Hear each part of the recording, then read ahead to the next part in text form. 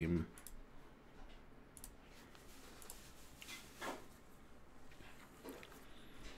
right, I think we're gonna be live here in just a second, if we're not live already.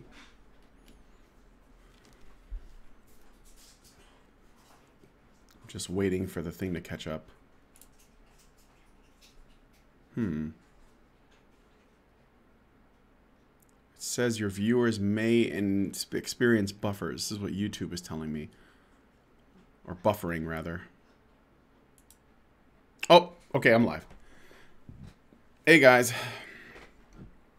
I'm just having a coffee. I thought I would do another art stream, picking up from where I left off last time.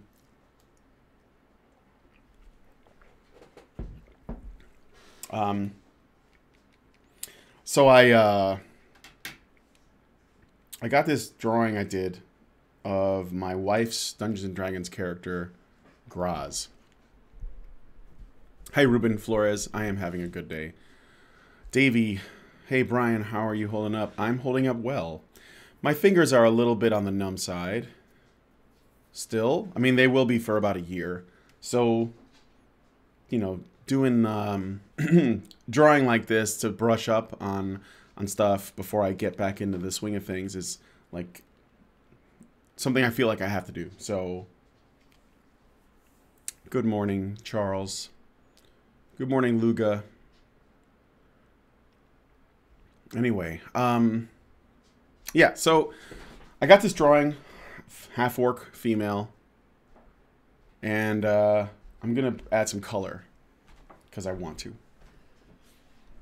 So, let me tell you what you got, how I normally roll. So in Paint Tool Sci here, I use the lead tool, which is like a pencil, to draw, to do the line work.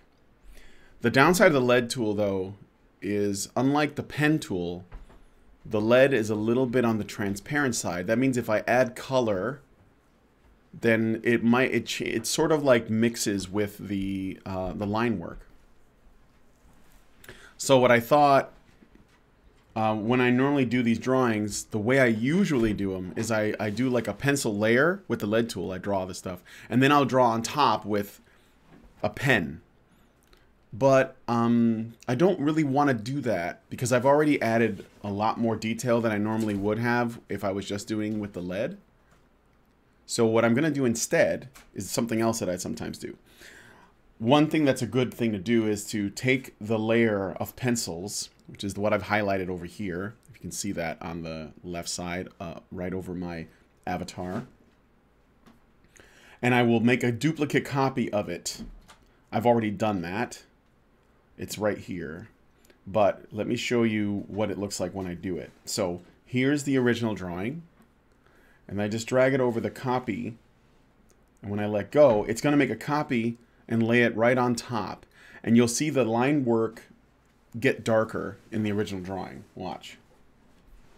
All right. Did you see that? So sometimes that works for, you know, it's sort of like, it's a lazy substitute for inking. But obviously it still looks like pencils. I'm going to go ahead and make that invisible for right now. So you can see the difference, right? See, turning it on and off.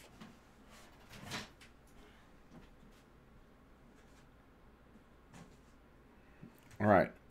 So let me go ahead and add some color to this. And then what I'm going to do is I'm going to, I'm going to see how it looks with the extra layer turned on and turned off.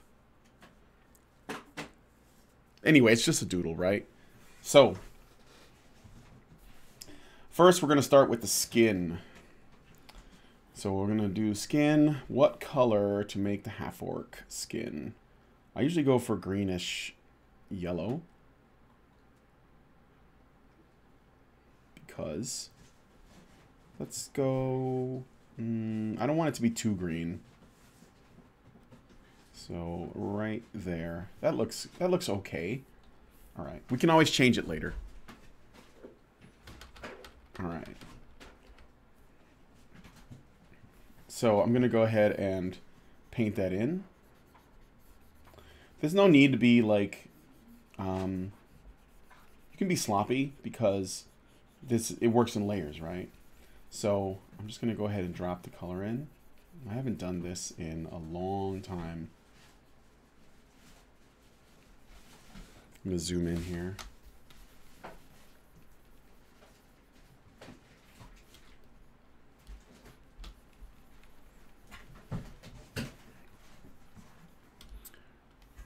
Puts the color on the skin or it gets the hose again, that's right.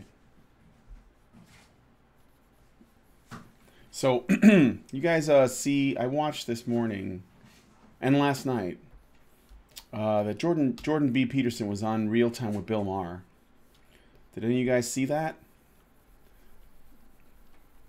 You can watch some clips of it on YouTube. Somebody probably even has like the whole show up there.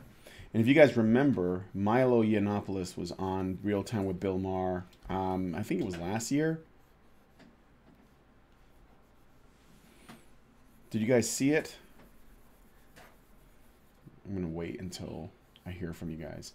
And by the way, my channel's still not monetized.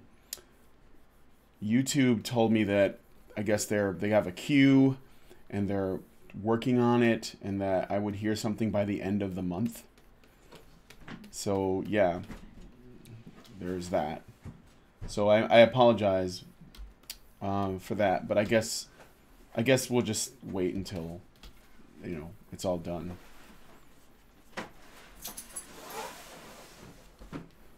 All right.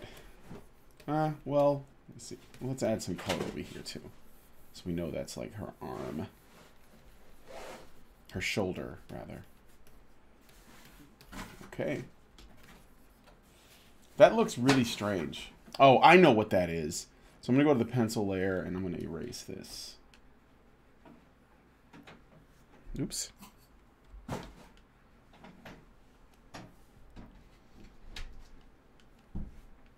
What are you doing, babe? Just getting some old notebooks. Starting to look through. Okay.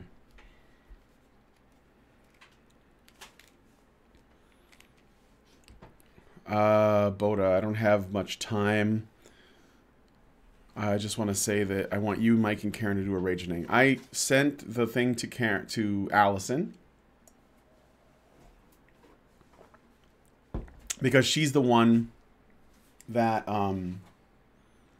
decides what is and isn't going to have a show done on it.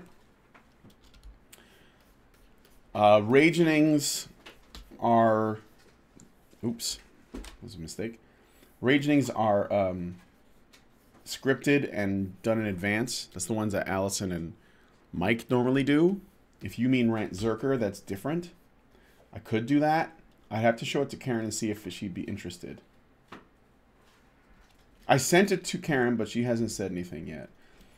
But I would like to point out that Karen is pretty busy lately, doing a lot of, making a lot of IRL appearances and going on, you know, talk shows and stuff. Essentially like talking to other people, which I think is very important. Okay, press 0. Oh, that's a nice shade of green. Yeah. Looks like a booger. I like that. I like that. No, I do like the color. Okay, so now I'm gonna do. So I've done a skin layer. Now I'm gonna make another new layer right here, and we're gonna make this the hair layer. And I'm gonna go ahead and color her hair, which is just black. But that doesn't mean you want to actually take the blackest color and just drop it in there. So what's better is you can do a couple different blacks. You can make a gray black, or you can do a blue black, or some other shade like purple black or whatever. It depends. I like to do, there's even a green black. We could try that, where there's like a very dark green, but I'm going to do gray black for now. So I'm going to pick a gray, and let's put this behind the skin. This will allow me to be sloppier.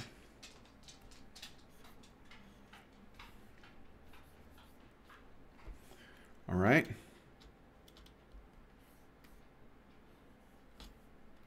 I can ask Mike about it.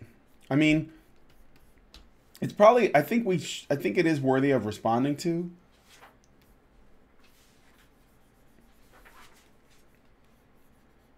I just wish I had like the whole special, because the only downside is it's not a very high quality clip.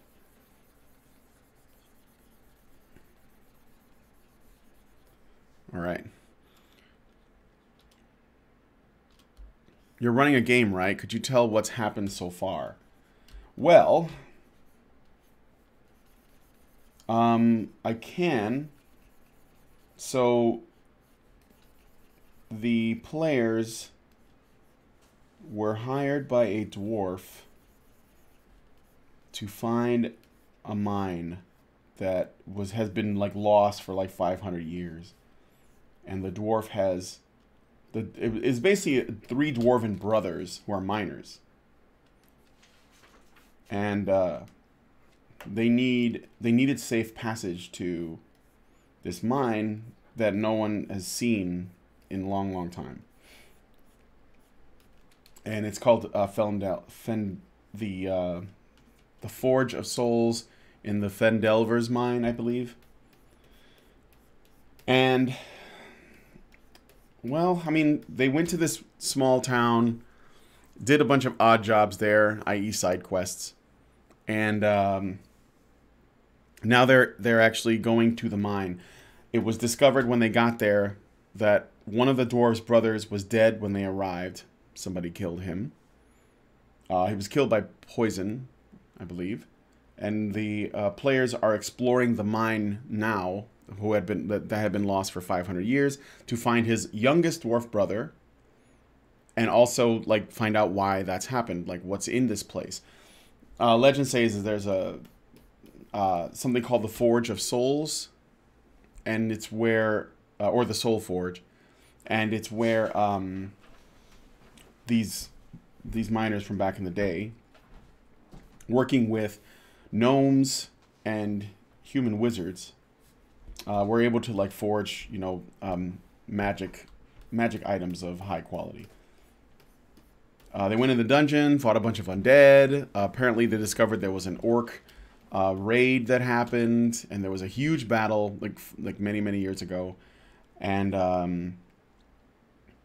there were also necromancers involved and other stuff. So basically, bad guys found it, started killing everybody, and there was a huge battle.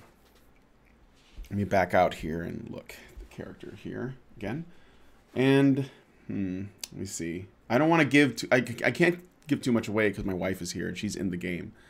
So. Oh, you want me to leave? No, you don't have to leave. I don't want to. I'm just reading stuff. No, I don't want to give away the plot, anyways, too much.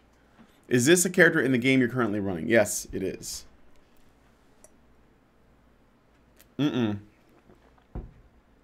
are no elves in this story. At least not in this current plot.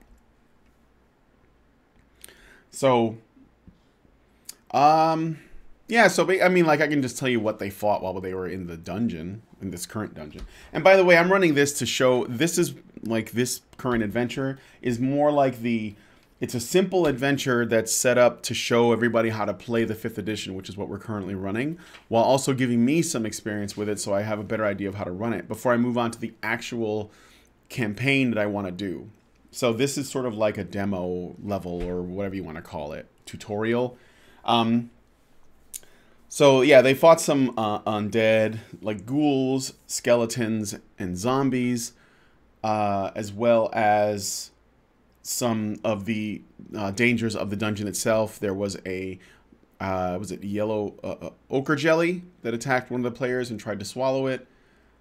And there were bugbears before that are working for a drow that is somewhere in the dungeons, probably the main antagonist, from what the players are able to discern, because they've been hearing about this drow for a while.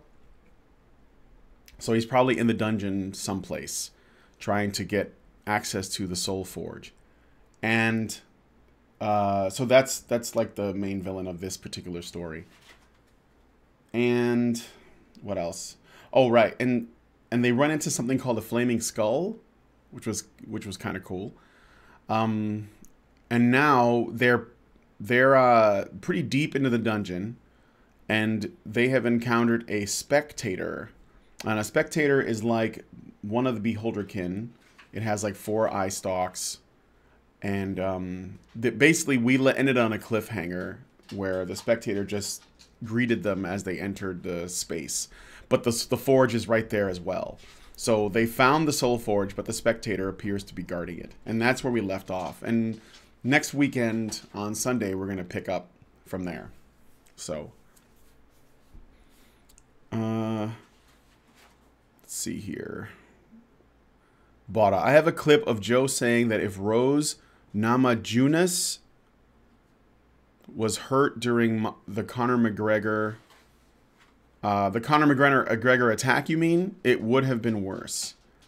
I can also get a clip of Joe talking about people getting drugged during parties and his friend telling him that he was drugged a few times, and Joe basically glosses over that and talks about how bad.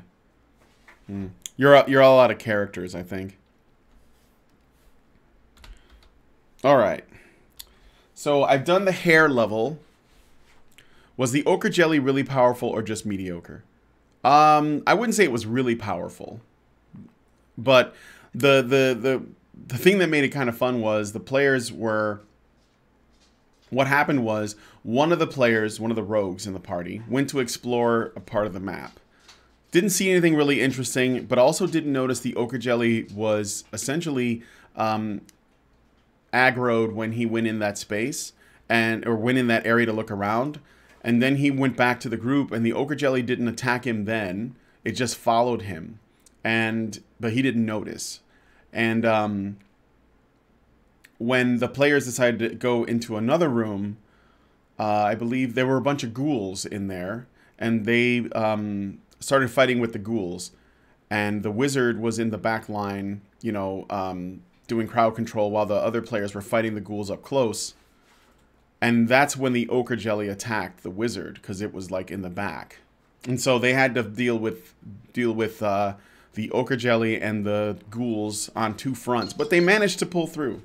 So, Brian Martinez, can I find this game on social media, or is it a basement dwelling neckbeard thing? Yeah, it's basically a basement dwelling neck. It's in my house. We're not doing anything online or anything, and it's just with people I know. So, I mean, if you lived in the Chicago area, you know, we could talk, but all right. So I'm gonna do another layer. We're gonna do the armor. I'm not really sure about the colors on that yet. Oh, wait. Something else I forgot. I've got to do the hair braid. So let me go here. There's a braid here. I should add some color to it.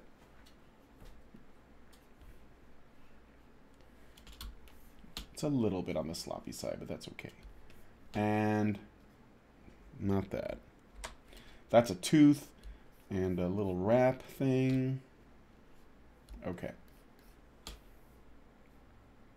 Turn this back on. I'm going to go to the skin layer and erase some of this out so that the hair shows through.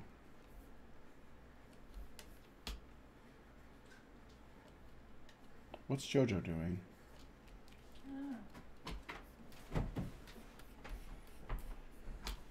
I think he's getting into bullshit. No, he's just been hanging out on his own. He's a changed dog. JoJo. He's all grown up, babe. We just gotta. I just hope he doesn't. Don't cut yourself, JoJo. I feel like you're really depressed.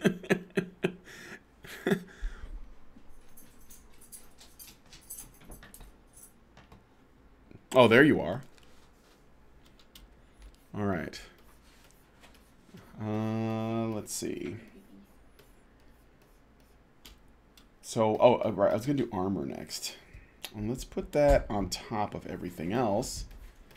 And we're just going to make it kind of gray, maybe a bit on the blue side.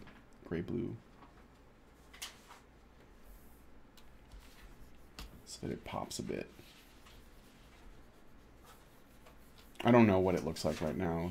Technically, Graz is wearing chainmail, and I didn't draw chainmail. You didn't draw chainmail? I just drew a shoulder pad and like a boob plate, so you can't really tell. It could be chainmail with just a little bit of like, you know, like a leather covering over the tatas.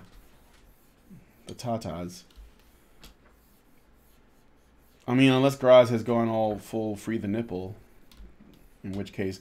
But this is I can't do a proper representation of that on this stream because YouTube will demonetize for orc titties, and I don't want that. So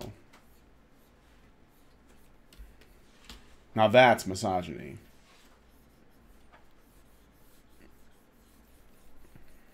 All right, I'm just filling it in right now with the flats. Hey, Ken.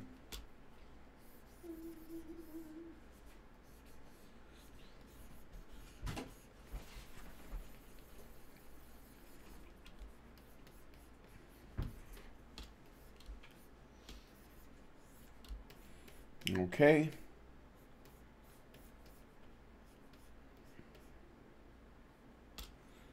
Let's do some refining here. What is this? What is that? Okay.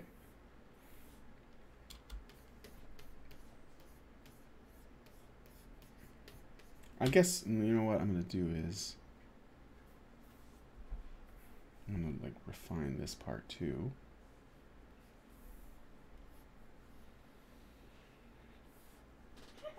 I don't like that color. Let's make it darker.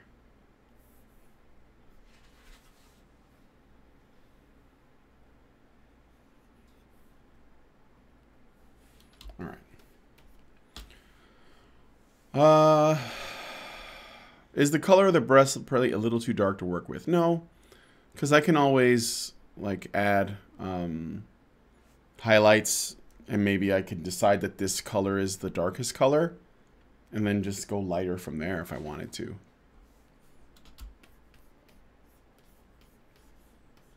All right, so now I think I'm gonna make a layer. Sometimes I'll do like the eyes separately or whatever, but I think I'm just, because this is just like a simple one, I think I'm gonna make a layer for all of the miscellaneous stuff that's really small. So we're gonna add one more on top right here, and we're gonna make that the miscellaneous layer, and I'm gonna use that to color the feathers, the tooth, the eyes, the scars, this tooth here. So we're gonna do that. Okay. Oh, and it's also probably a good idea. Let me do this first. I'm gonna drop this down to the bottom. I made another layer, put it on the very bottom. We're gonna make that the background. And it's good to have a background. You just fill it with something neutral so that you have something that you're working from. So let's make it, well, green on a sort of a violet, red, magenta background. Something like this. And then I'm just gonna fill it. So let's take the bucket and then just go boop. Wait, what? Why didn't it just fill the whole thing? That doesn't make any sense. All right, I'm gonna do this another way. I'm just gonna draw a thing over that. I don't know why I did that. And then I'm gonna turn these off. And then I'm gonna do it. Boom. Okay. And deselect. And then turn these back on. Got it. I once had an idea for a story set in the JoJo's Bizarre Adventure universe, but I never wrote it.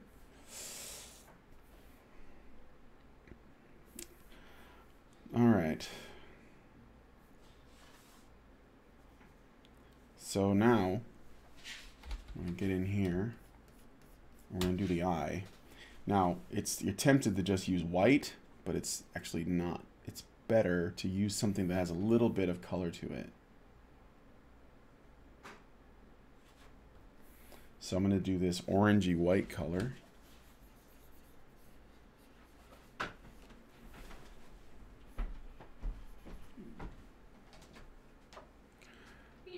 And then I'm going to take a brighter white, and I'm going to put it right here like this. And let's go a little bit.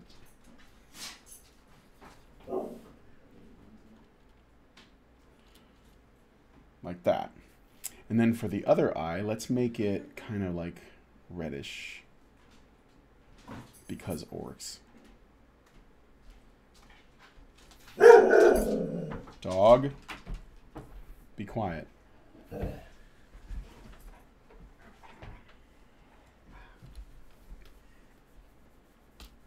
now with the tooth, I'm going to make it like this color.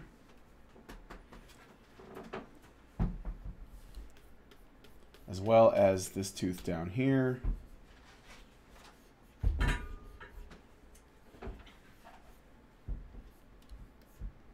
And then maybe like these wraps.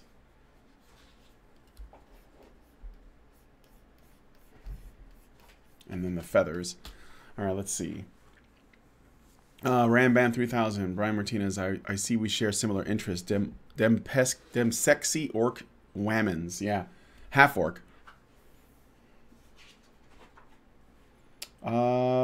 What color do you think the bird feather should be?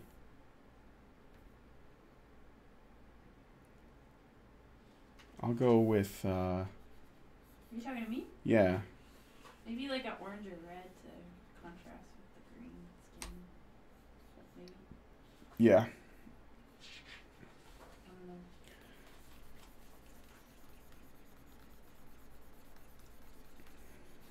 All right. I'm just coloring them in like a pale white now.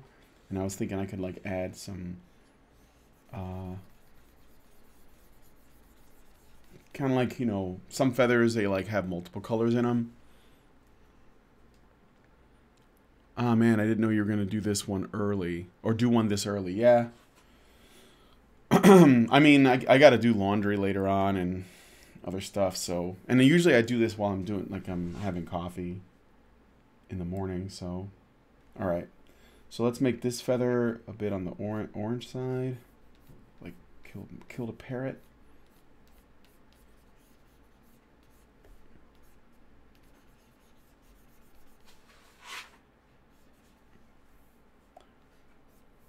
And then this one, make it this color, I guess. I don't know.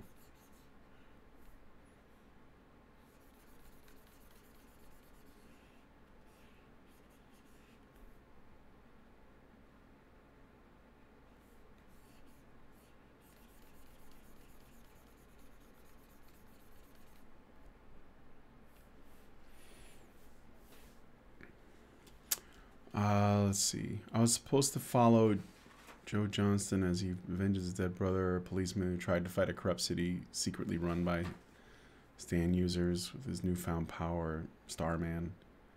What system are you going to use for this? Because I think that's a good idea. But yeah, you'd need a system. I can suggest one if you don't have something in mind. They call me Mags. I recently got 5th edition books and some nifty dice. I hope I can make a good DM, even though I'd rather be a player. I like being a DM. I have a lot of fun with it. But if you didn't watch it, you should watch the stream I did with Aiden, because I talk about how important it is as a game master not to be combative with your players. It's really important. Because that's how you drive people away. What the fuck? Or maybe it's... nope. There we go. So, just, you know, work with them to tell a good story. That's the way to go. Savage Worlds is the way to go. I don't know. I have a lot of experience with the Savage Worlds. So, is it something that you can use to make your own system? Okay, so Scar. I'm going to make it darker. And maybe Shit, I want it to be redder, so maybe like this. Oh yeah, that looks, I think that looks good. Let's go to the miscellaneous layer. Where is it? Right here. See how that looks on the skin. It's a little bit too light.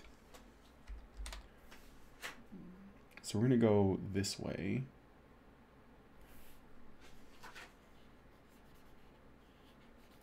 How's that look?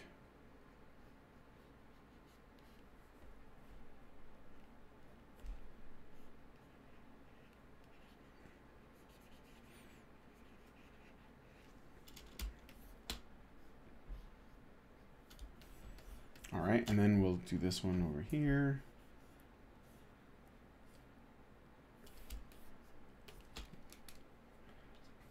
Sharpen it up. I watched it. Oh, good. Yeah, I mean, other than that, like if you know, and you gotta get good people. If you don't have good players, you're gonna have a really shitty game experience. I know. I've had shitty gamers. But I've also had shitty GMs that do exactly the thing I was warning against.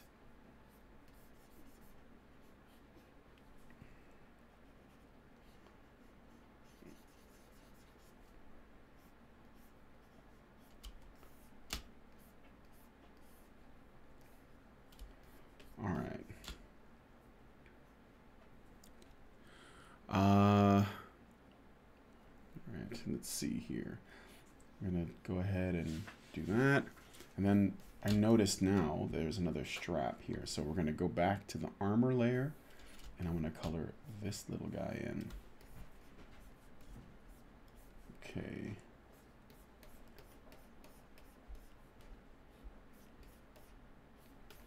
So everything's got base colors on it now.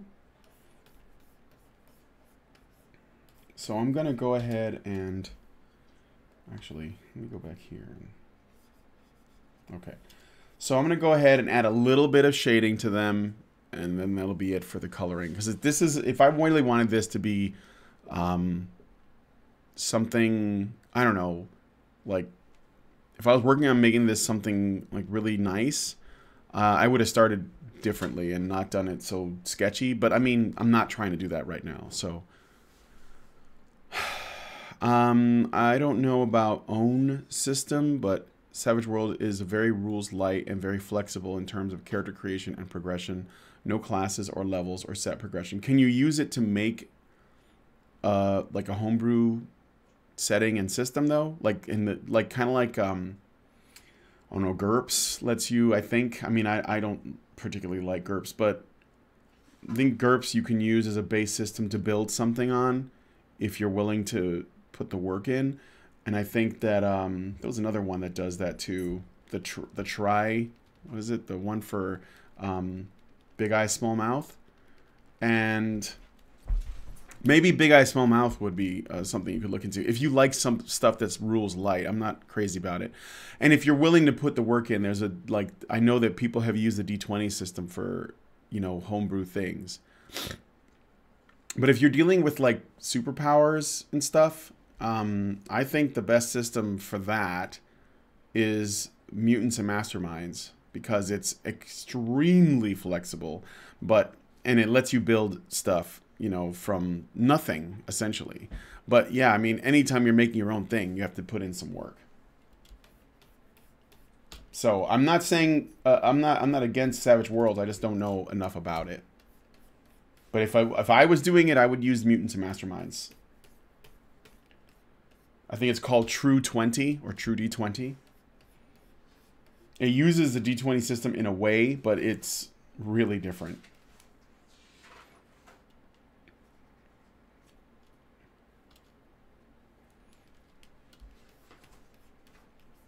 All right. So let's see. So there's Graz with colors. Let me see. They're just flats right now. Nice. You see the other eye? It's like... Yeah, milky. Mm-hmm. I like it. She's a sexy beast. Okay. So I'm going to...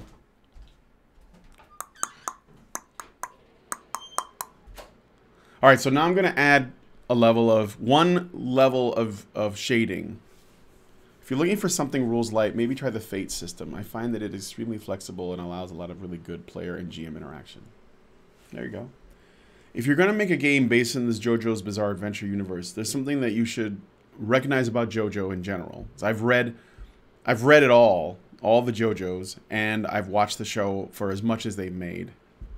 And I'm actually still reading part 8 right now.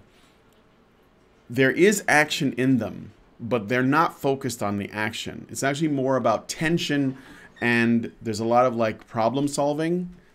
So if you can incorporate that somehow, that would be very interesting. All right, so now I'm going to add layers of color. So how I'm going to do that is I'm going to start with the hair because it's at the bottom. We're just going to go from the bottom up. It doesn't really matter how you choose to do it. Then I'm going to make a new layer on top, and I'm going to clip it to this layer beneath. That means that when I paint on this layer, I can paint anywhere on the page, but it only shows up in the areas that have ink on them on the layer beneath it, right? So for example, let's say I go with white. I can like draw a line right through this. You see how it's not showing anything? That's because of the clipping layer. You can't see that, right? It's not just, I could turn off the skin, it won't matter. You still don't see it, see? Nothing's showing up. But when I draw on the hair, where the hair, because this is the hair layer, if I draw up here, then you can see it, see? So what I'm going to do is I'm going to make highlights in the hair.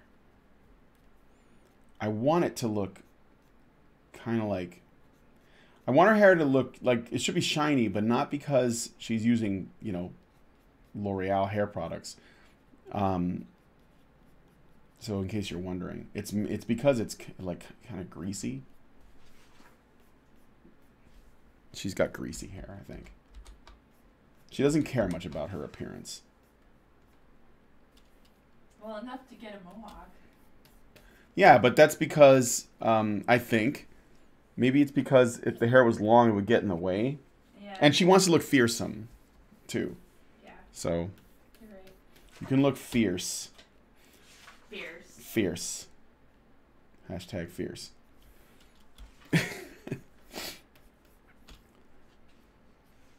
So now the hair actually has 3 different layers of color already on it. It has the darkest parts, which are done when I drew the line work. It has the gray, which is sort of like the middle ground, and now it has a highlight. Now you can take it way farther if you wanted to, but I'm going for something really simple because I have to do another drawing before I log off.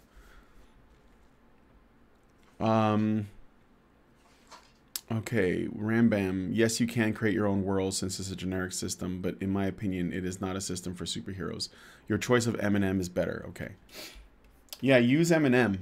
And what you should do is, the M&M is super flexible. It lets players come up with their own, ideas for powers. And I'm telling you, you can build any superpower with the M&M system. Like, I can't think of one, unless you're like, the power to eat planets or rewrite history. Like, I don't know about that. But if it's something that's reasonable, you can do it. So, all right. So now I'm going to go ahead and do the skin. And we're going to make another layer on top of this one. And we're going to clip it. And one thing I can do also, if I wanted to, is I can make that layer into a multiply layer. And if I do that, then when I add color, even if I had the same color, it darkens it. You see that? But I don't want to do that. That's one way you could do shading, is you add a layer and you make it a multiply layer. But my problem with it is, at least in this case for me, it's too green. So I'm not going to do this, or at least I'm not going to do this color. Maybe I'll try adding it something a little bit grayer. So we're going to do that and then see how that looks. Now that looks better. So maybe I can do that. Okay, so there's the shade under the jaw. There's some shading there. This always really makes the characters pop when you add this stuff. Look at that. Ooh.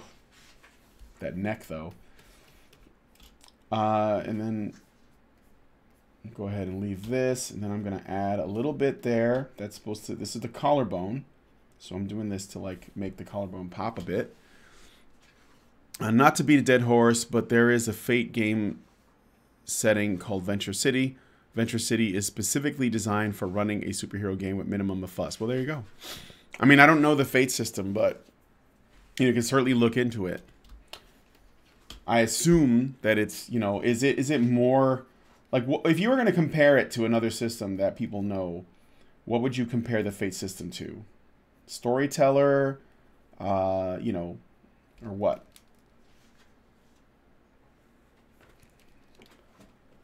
I am shading orc tatas. That's something I never thought I would say.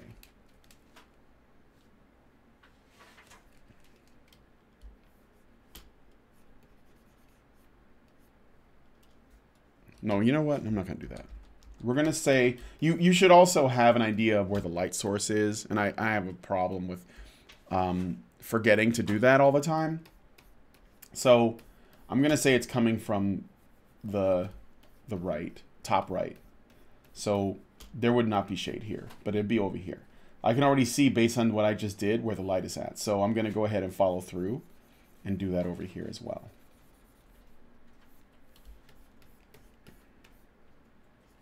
I could even, let me see here, hold on. I could do it more like this and then maybe bring in a little bit so you know that it's like she's fucking like flexing chest.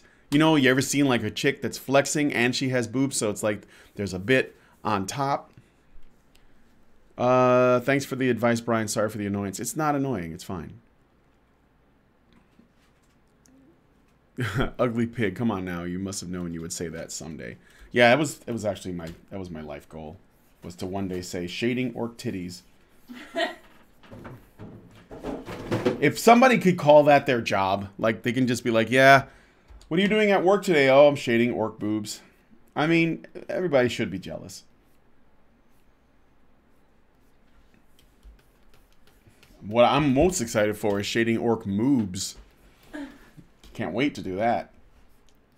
All right, so here's her nose. Doing the face now. Let's get rid of this. And we're going to do this under here. So he's also going to have one of these. Oh, yeah. The lip was, no, not lip. It's like the jaw muscle. And let's see. So we'll do, I'm just drawing a line here so I can figure out how much of this I want to shade in. Whoop. Damn it. Is this the right tool? Wait, what's happening? I must have pressed the wrong button.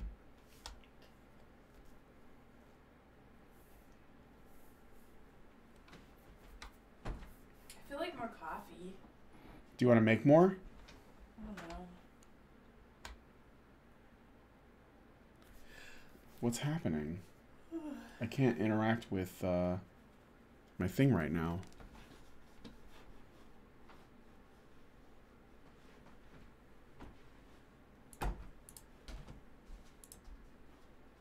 I pressed some button.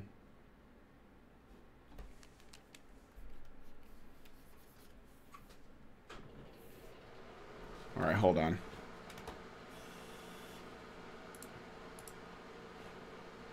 Oh, there it goes.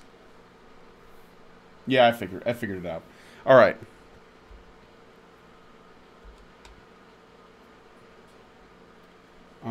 So the orbit is right here.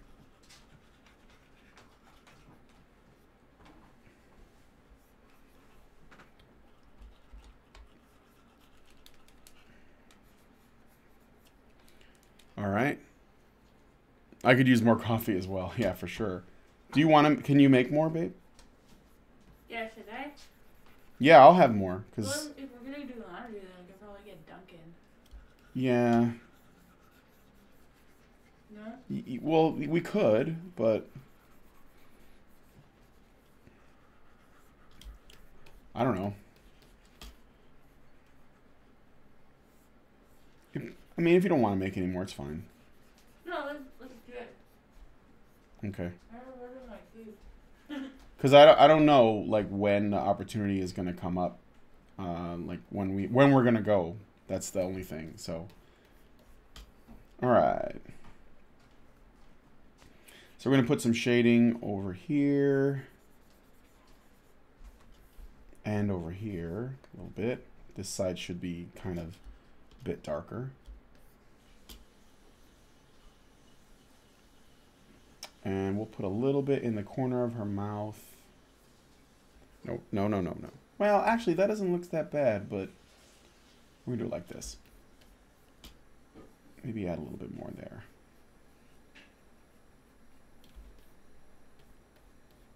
All right. So the skin is basically shaded, right?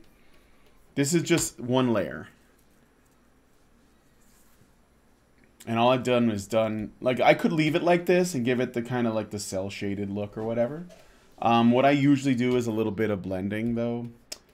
I haven't done that in a while, but I'll show you briefly what I mean.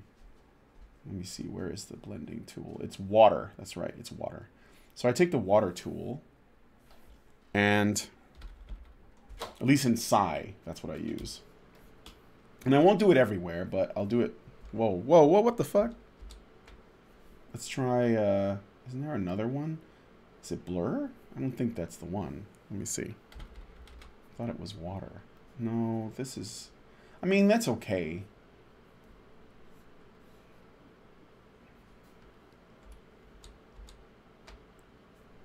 But you see, you just got to do a couple of light taps and it like, this way the transition is not as harsh. But in some places you might want to leave it harsh. You know, like under the neck, that's usually harsh. But over here by the ear, not so much. I'm gonna make this a little bit smaller.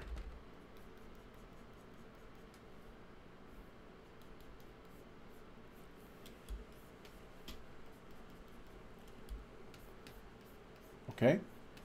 And I'll do it over here on the tata. Oh yeah, look at that. Don't you want to just grab that? I know you do.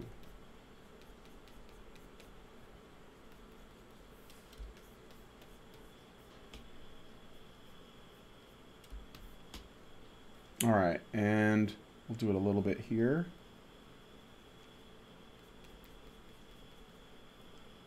And here. I mean, it's not a huge difference, but it's pretty significant when you look at it, right? This is actually not the tool I normally use. I normally use water, but I think oh, that's the water. Let me look at this real quick. I want to check something out. Yeah, I like this one more because it has more, it drags it out more. So you can use it for more like, you know, molding, I guess. I don't know if that makes sense. I was using the wrong water tool. I mean, look at that. And if you wanted to, you could use it all by itself. And it does, because it's essentially like paint with a little bit of water in it. So it like adds a little bit more color nuance.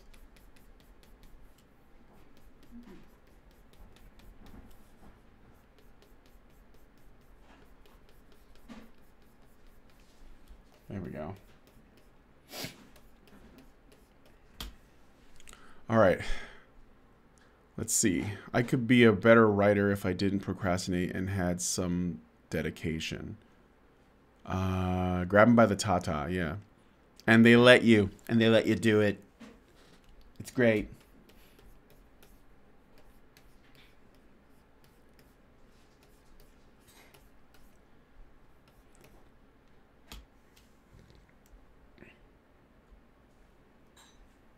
All right, so there's Graz with a layer of skin. Now, because I made this a multiply layer, if I wanted to do highlights, I couldn't do it on this layer. I'd have to make a new one. So let's make a new layer. Also clip it. Not going to do anything to it. And I'm just going to add some highlights on her skin.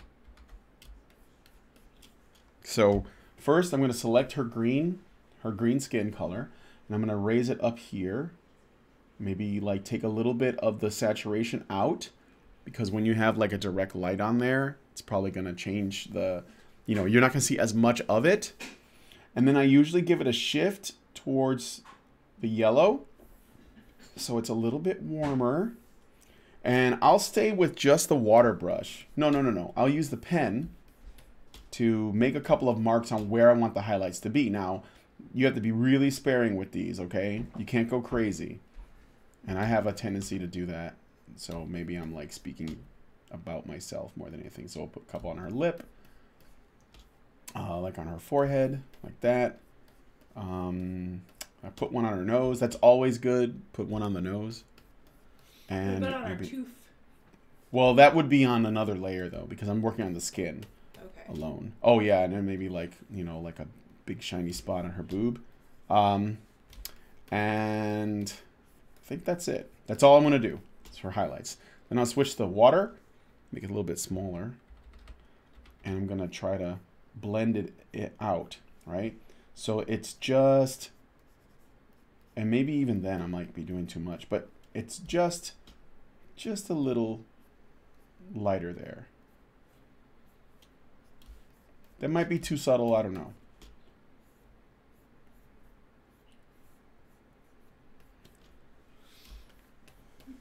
All right, let's really get into this here.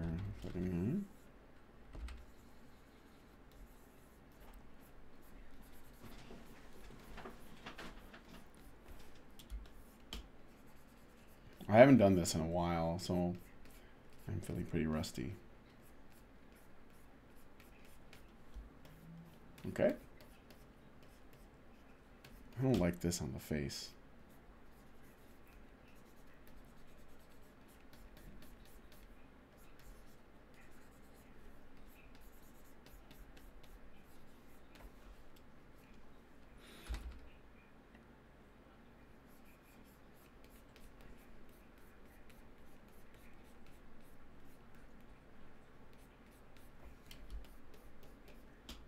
Okay, and the lip.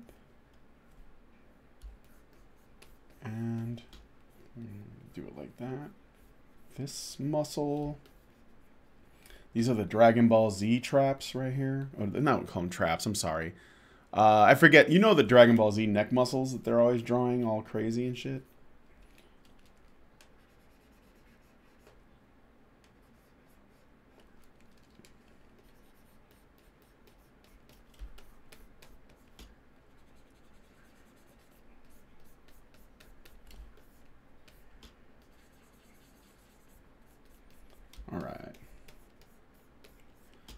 That'll do. I could like do more. I could do like some on the collarbone. It all, you know, the more you use, the more you want it to pop, basically, is what the point is.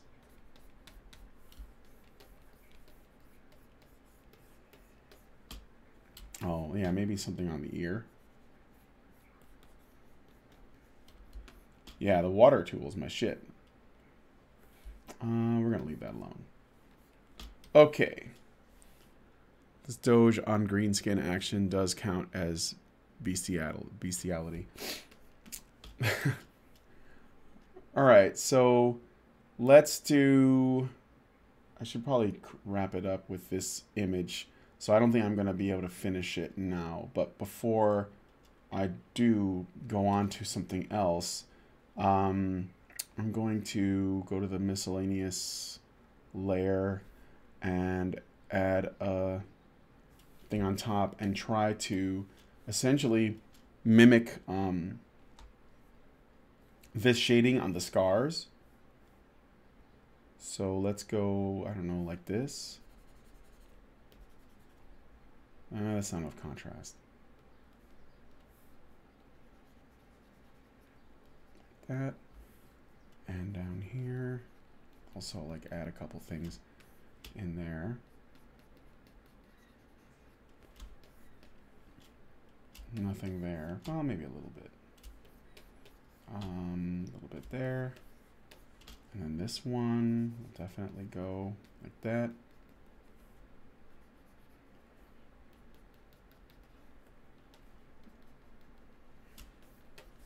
Okay, and then I'll switch to water, shade, blend these in.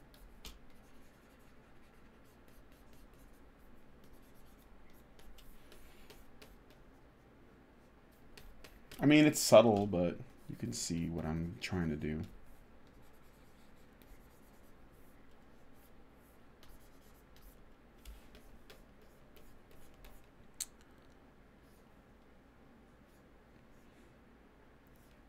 Are you making more coffee? Yeah. Awesome. Okay. And while I got the miscellaneous layer up, I'll go ahead and add some shading to this tooth because it's just so gorgeous.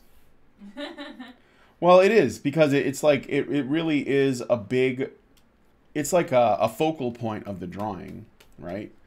This tooth and the other one, both of them. Like if I look at this from afar, my eye goes right to that tooth.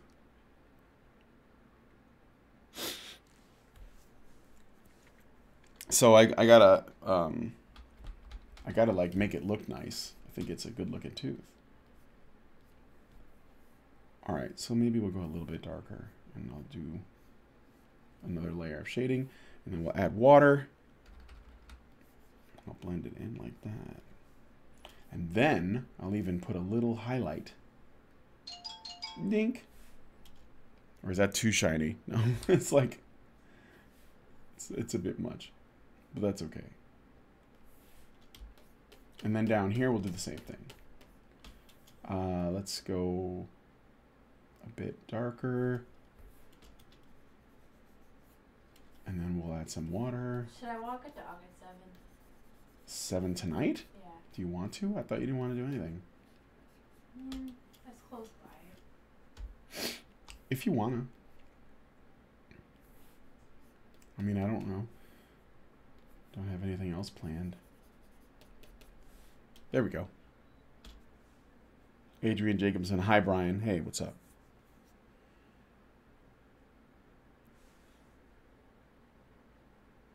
Nice drawing of Karen. Lol.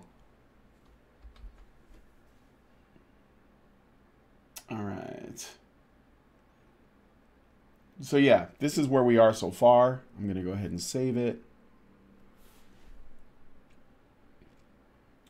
And maybe, I don't know, maybe I could pick it up. I'll do the, I won't be able to do it now, but maybe I'll do the armor and the feathers and maybe some stuff with the eyes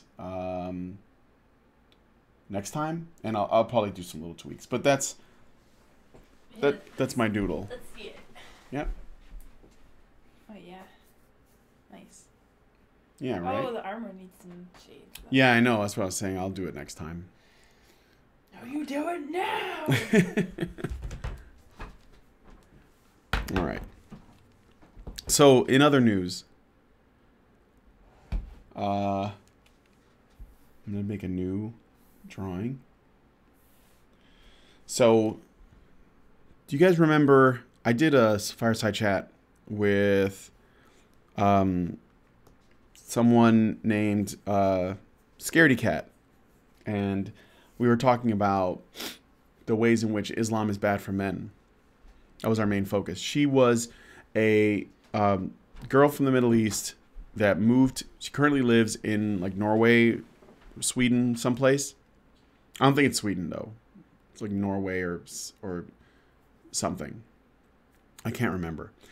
And she fled the Middle East. You know, she lives there now, and she has to keep her identity secret.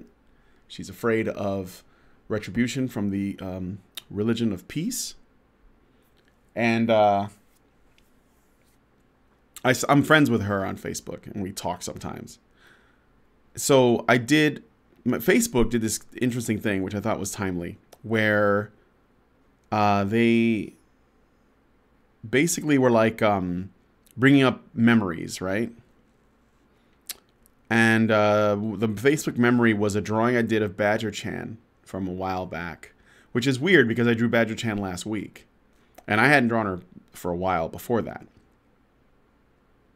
So it was just weird timing. So anyway, when Facebook did that, I decided, oh, I'll share that on my Facebook page, because you can share your memories or not, right? So I decided to share it. And when I did,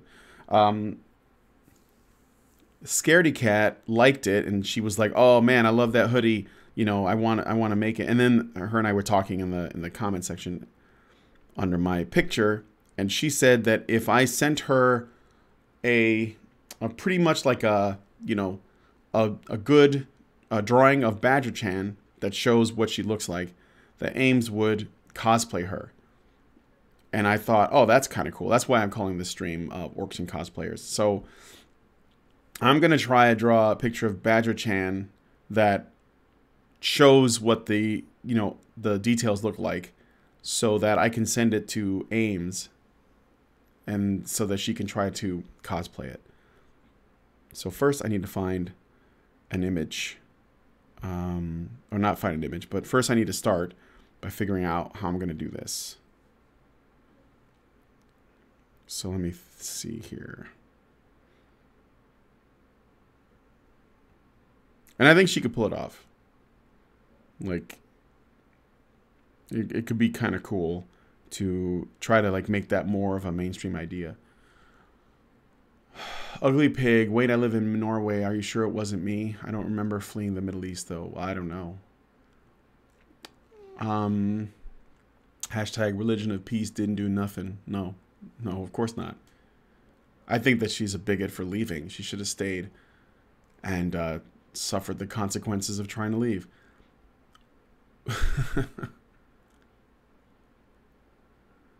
Rambam 3000. Unfortunately, tusks, while cool, would actually impair your ability to talk properly. Yeah, I'm sure. Okay.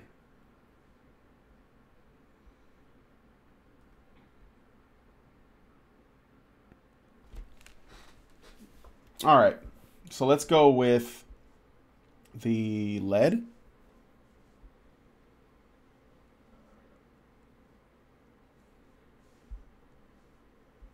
And I'm trying to make this simple.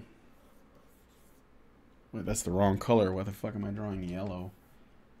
Black. All right. So I'm going to zoom in here. No, wait. I don't want to do that yet.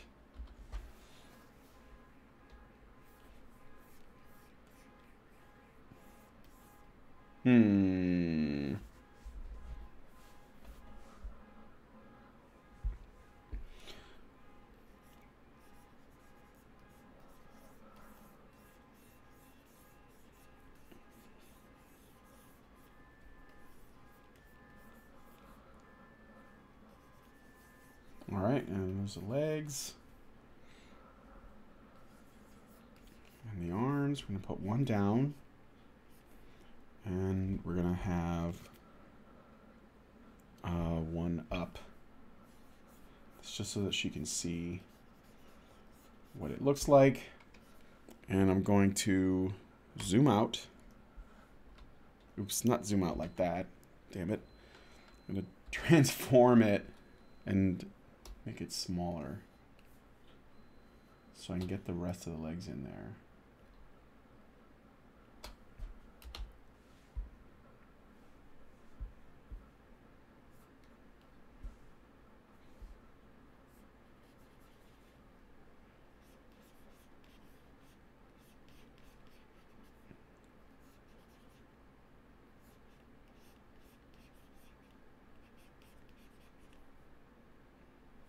Okay.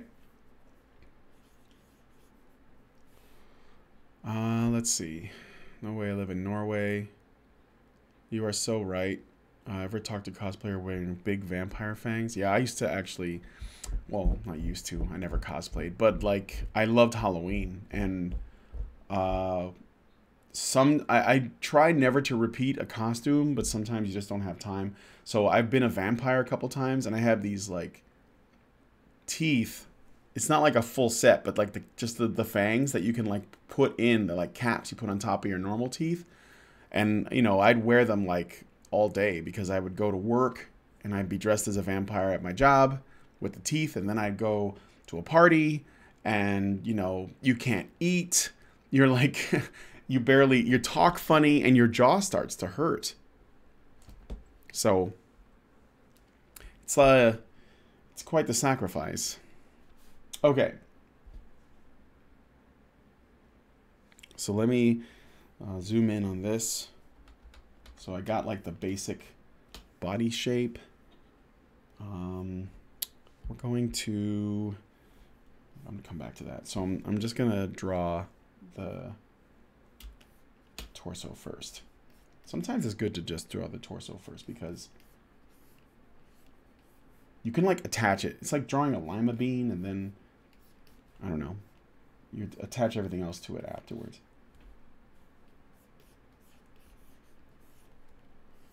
And no, you don't have to necessarily be like ultra curvy. I think I just have a tendency to slightly over exaggerate the feminine form because I don't want it to be mistaken for the masculine form. Because I used to really struggle with drawing women. And I would just draw men. And I'm pretty good at drawing men. But I get better at drawing women by, you know, sort of forcing myself to kind of exaggerate. I'm not at the level where I can draw like... Well, actually, no, that's not true. I had to draw like some plus-size women. Fat women. And fat men. And I actually find them easier to do, to be honest. All right. So there's an arm. And there's another one.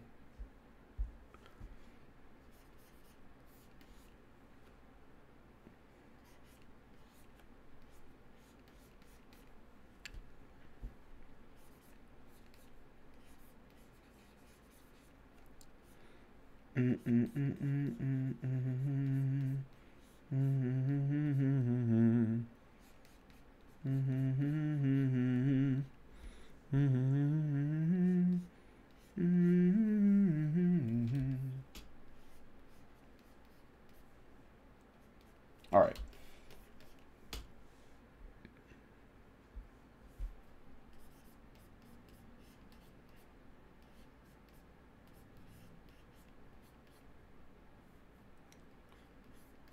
That's the other palm. I'll come back to that in a second. Vampire teeth only advisable for people with a natural overbite. Yeah. Charles, I have those too. The small ones aren't too bad, but when they go for the big ones with uppers and lowers, yeah, I just have the ones that go on the top. Well, I don't have them anymore. They're long gone. That was from years ago. Fat people are easier to draw. That explains a lot of Tumblr. I find them easier to draw. It's like when you're drawing somebody who looks weird and crazy, and I know you're going to say that fat people aren't weird or crazy, but when you're drawing something that's not idealized, you actually have more liberty to have fun with it, and people are less likely to, I don't know, it's like easier to get it right. You have more room. But when you're trying to draw something that's kind of idealized, it's actually more difficult. Like if you don't get it right, everyone can tell it looks off. The proportions are more important when you're drawing fit people because, you know, there's more you see. So, met a really hot girl wearing an upper and lower pair at a con, but the magic faded when she talked like Daffy Duck and sprayed when she talked. Yeah. Sounds despicable. Fat people are a series of circles, to be honest. Yeah, there you go. Do you have the How to Draw Comics the Marvel Way comic book, which I have it. I love it. They show you how they draw the Kingpin and the Thing. And the Thing's not fat, but he's like barrel chested. He's not like, you know, he's not an Adonis. So, and it's basically a series of circles or cylinders or, you know, semi-cubic shapes. All right, so this thigh attaches here, and it's on top, like so, and goes down like that.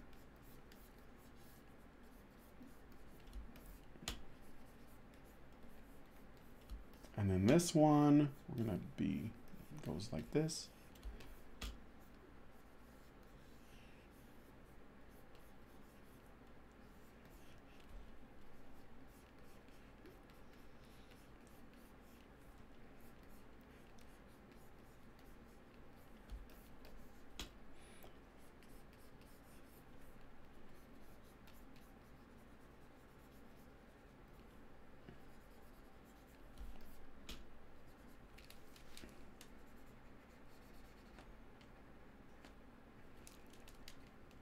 I'm going to put some thigh gap in there. All right. Again with the hourglasses, yeah. The thing is bulky, for sure. Yes, I'm all about the hourglasses. Well, to be clear, Badger Chan has an hourglass, and I am not ashamed.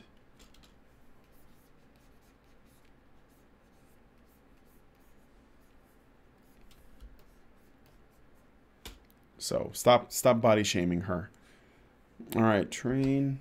We're going to transform it. I'm going to make it a little bit smaller so that I can fit more of her upper detail in there.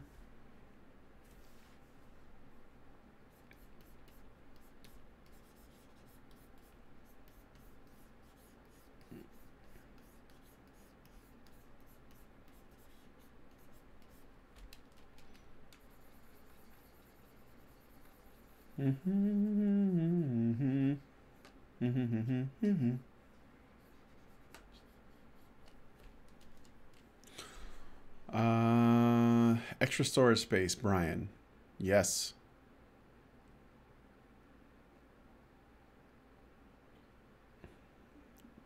Brian only draws pretty pigs.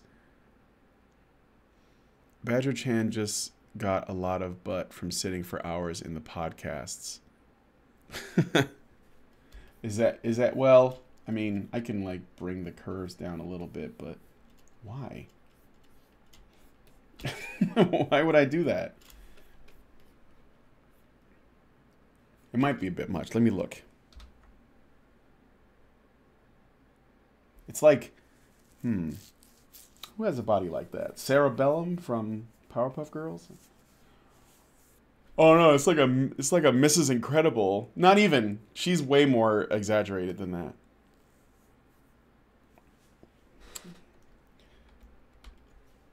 I might change it a little bit. I don't know yet. Depends on how it looks once I start putting the costume parts on. All right, so we're gonna add the costume parts. So first, I'm gonna do the hoodie.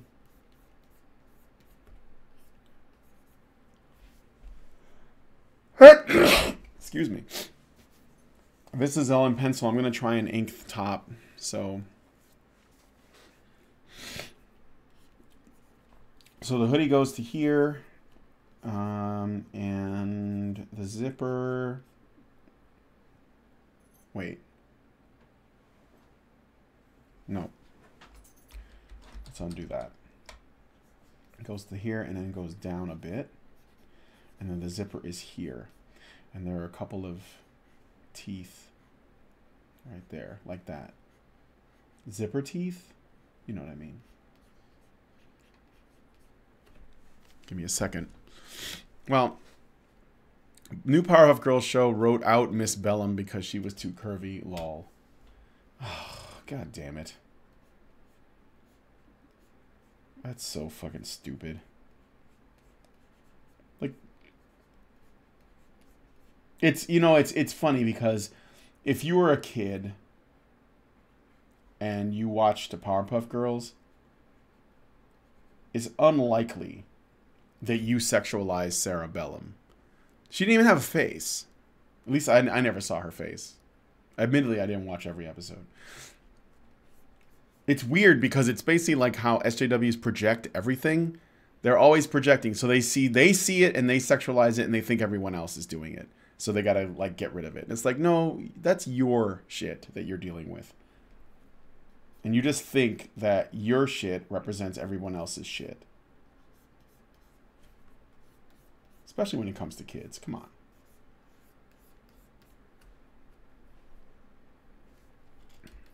All right.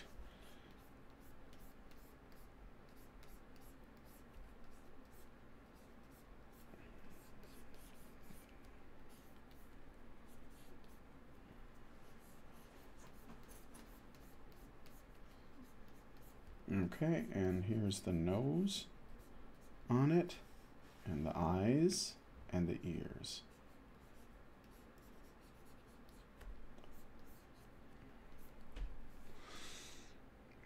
It's projection, as if not. Absolutely. I mean, what does that tell you about these people? Okay. The hoodie comes down to here.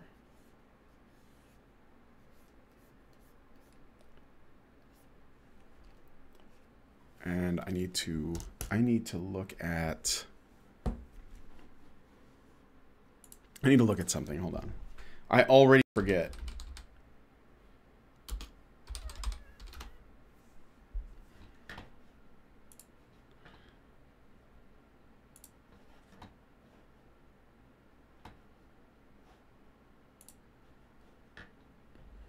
Oh, wow. There are real hoodies that have giant zippers on them for women. I didn't even know that.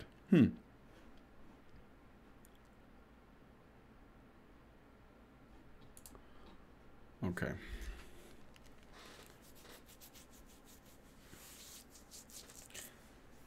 I will... Oh, shit. Sorry. Let's do that. And then we'll add this and this. And then we'll just do that. I just want to make sure that it's clear what we're looking at. Is that right? Yeah, it is, I think. Okay.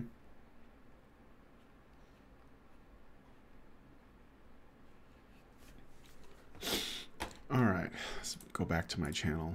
How many people are watching right now? 20? What?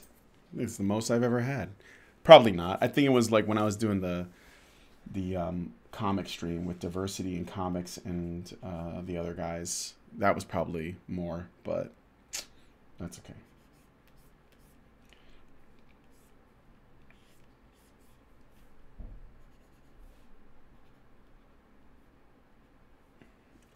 Right, this, I think it was higher up. I can't remember now. That's okay.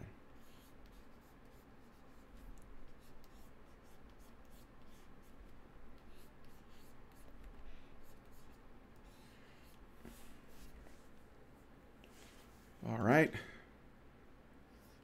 That sounds like some Kingdom Hearts shit. I don't know. I never played Kingdom Hearts. If you want to make something cute, you have to like make it feel like it's small. And I mean small, S-M-O-L, small. So large accessories like big giant zippers is one way to do it. Otherwise, how can you call it a chan if it's not small? It's not diminutive.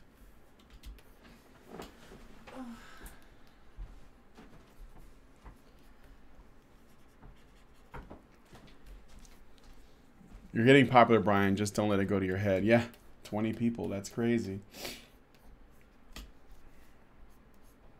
All right, we're going to do this a little bit. I don't want it to, I don't know. And then this one can go maybe a little bit lower over here. This is not the final drawing layer. I'm still like sketching it out, so. And then we got the thigh highs. And then down at the bottom, I don't know. Before it was like heels, but maybe I don't want to do that. Maybe I'll do thigh highs with, I don't know, cuter looking shoes. But they should be shoes. I haven't decided on that yet. I'm not going to draw this part. Maybe you guys can give me some suggestions. Is the coffee done? Yeah. Oh my god. Oh my god. Oh my god, coffee. Oh my god. Here, I'll get Thanks. She gives her flats. Flats? Yeah.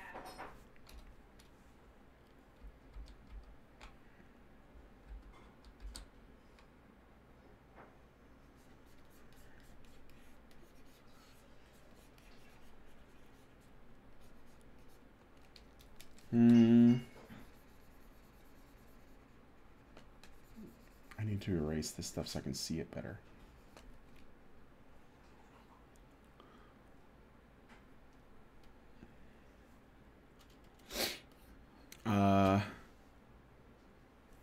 Don't let it go to your head, just let it go to theirs. Quote from which game? I don't know. Thanks. Thanks, babe.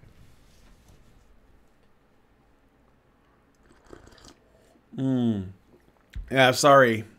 Coffee slurping ASMR. Yeah, I know. I'm a loud slurper. Actually, my, like, last girlfriend, before I married my wife, she had this weird-ass pet peeve, and it was, like, partly, you know, the way I drank my coffee. Really? Yeah, she was like, it made her so annoyed. And it was, interestingly enough, it was right after she stopped taking birth control. Oh. Yeah. So just weird stuff. I'm not gonna draw it like this, actually. I'm going to change this completely because I just realized that I need to show the inside of the palm. So I got to draw this hand differently, so just so that Ames can see. So no, this picture is not going to make a lot of sense in terms of like the context and shit, but oh no, wait. That's that's really wrong. Really wrong. Brian going in on the creepy whispering girlfriend ASMR market. Actually, I played Last of Us, but I don't remember that line. I haven't played it in a while, though. That's probably part of it.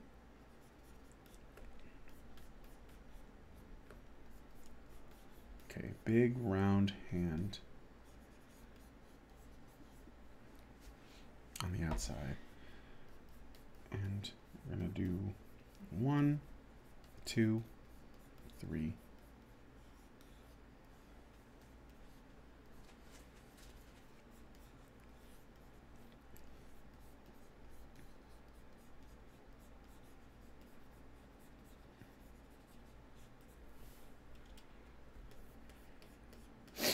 And then this one,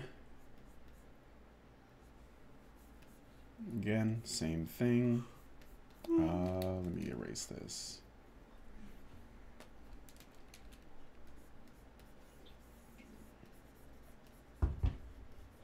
So do you guys see, what is it called? Real Talk with Bill Maher last night? No, it's not last night. I'm sorry. It was the night before. On 420. And he had Jordan Peterson on. It was, if you've seen it, let me know. If you haven't, go check out the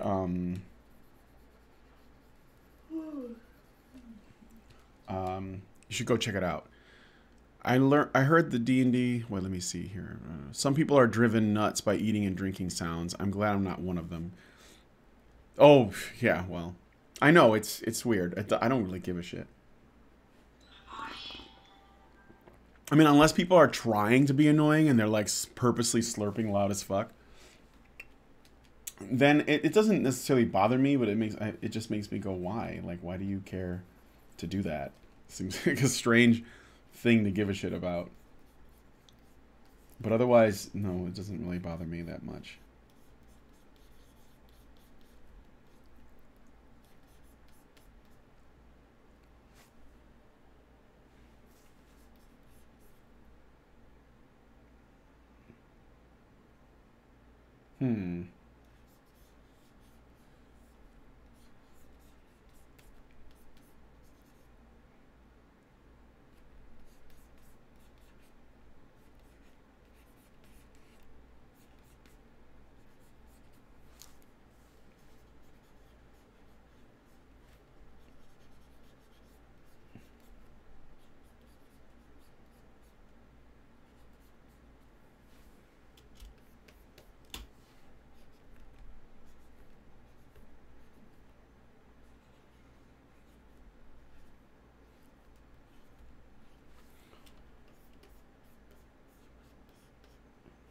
Okay.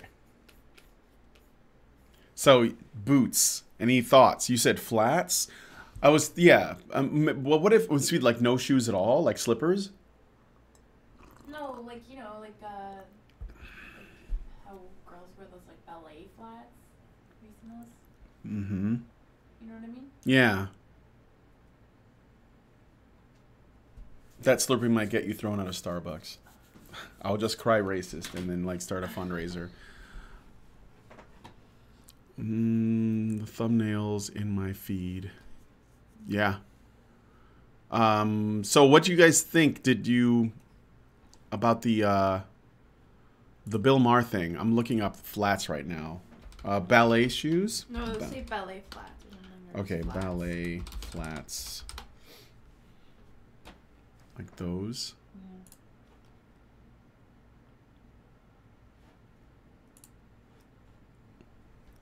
Yeah, okay. Because with thigh highs. Or maybe I'll say, let me see. Best shoes with thigh high stockings.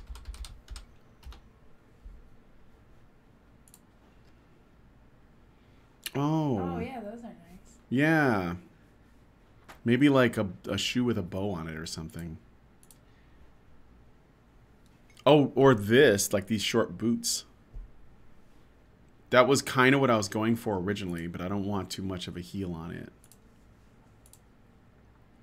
Something that's way more like kind of kiddie and playful. I don't know. Those are all right, I guess.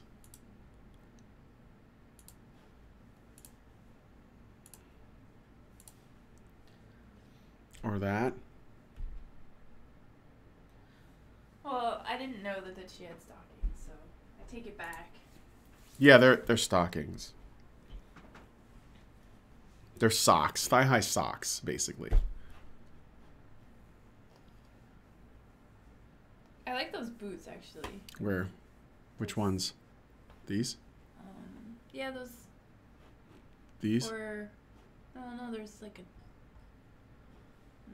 The one Megan Fox is wearing that here? One. Yeah.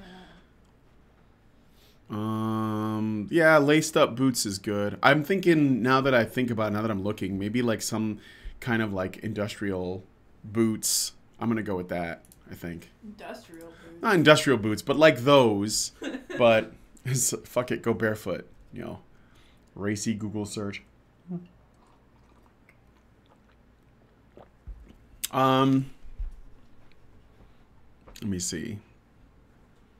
I think it's called misophonia, to be overly annoyed by the sounds of people slurping. Misophonia. There's a word for it, yeah. I think you'll never get a good talk out of Dr. Peterson in under 30 minutes ever. No. Actually, that was my takeaway. Like, it was actually a really annoying thing to watch, even though they weren't really that combative towards Jordan Peterson. But what's annoying is... Not that much. That one chick was. Yeah, that one chick was. She was doing it in a really, like, passive-aggressive way. Surprise, surprise. Feminists are passive-aggressive when they're in front of an audience that largely doesn't like them.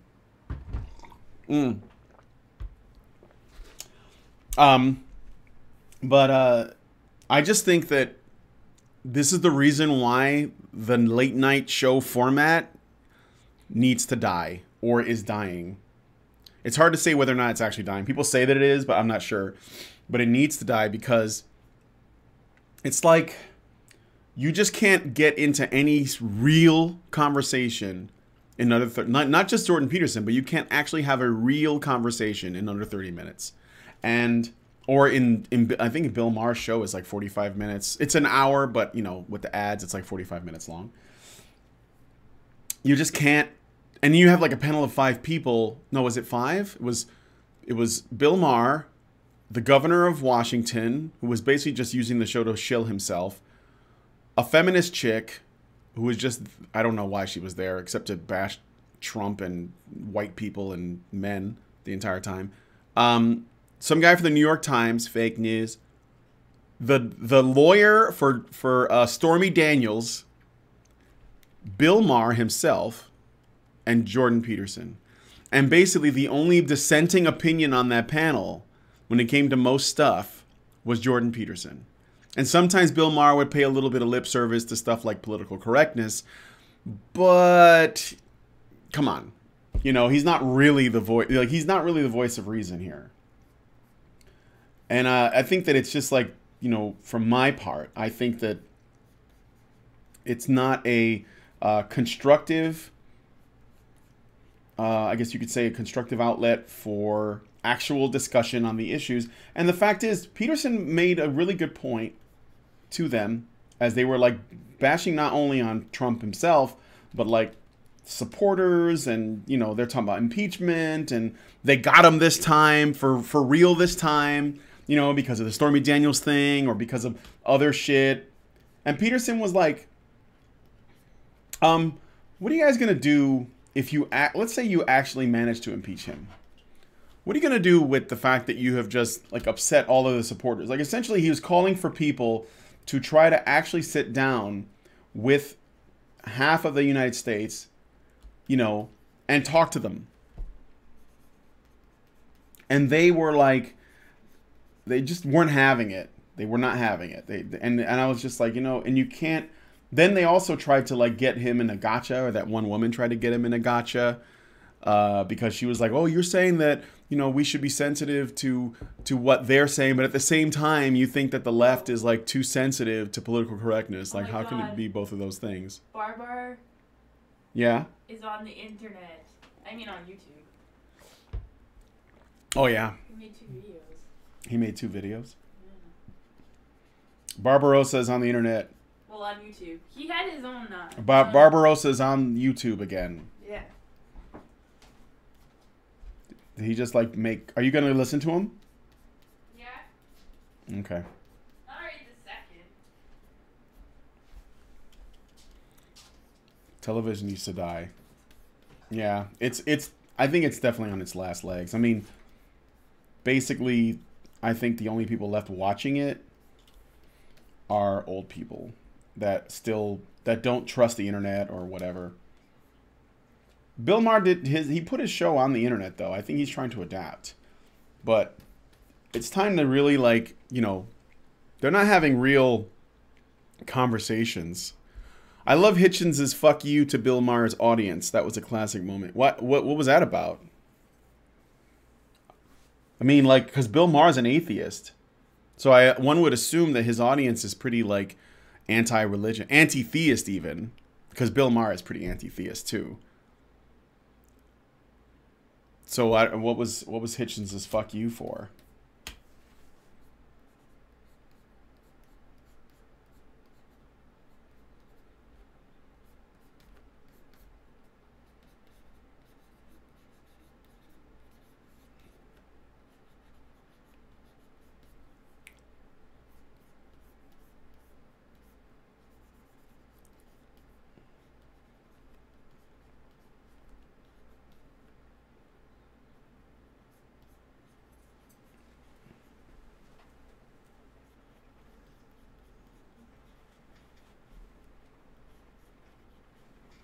All right, and just... Okay, so I've done the pencil part. This tells me where everything is. No real details yet. This is how I know my normal process is supposed to be. All right, so now I'm going to lower the opacity on the doodles so they don't get in the way. I'm going to make a new layer on top of this layer. And this is going to be my inking layer. And now I'm going to go to the pen. Let me run a test here. Okay. Pen's pressure is okay. I gotta make the lines smaller. All right. So now I'm gonna zoom in and start. Let's start. People start in different places. I always start with the face for some reason. The thing is, with late night, you're not gonna get good faith arguments. And as much as I love the guy, this holds true with Crowder as well. Do you think that Crowder doesn't do good faith arguments? I mean, I know that he has his bias, and he admits that. But when he does bring on guests that he debates with, is he doing so in bad faith? Because I haven't seen anything that seems overly manipulative. Sometimes I think he gets it wrong. Sometimes I think that maybe he maybe it's just the people he chooses to argue with, but they're always worse than he is. At least my experience.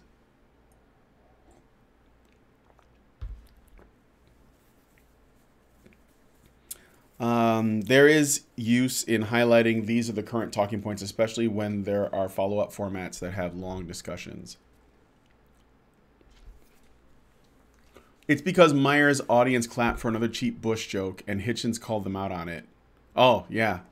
That's what I'm talking about. Like, seriously, like, no matter what you agree with, you gotta... These, like... That was what happened on the show. I didn't watch the whole thing, but I saw the Peterson clip where they first bring him out, and then Mayer and Peterson, like, agree on, you know, the state of political correctness and safe spaces. But this is all stuff that's pretty, like, common sense stuff, right? I mean, it is. It's not...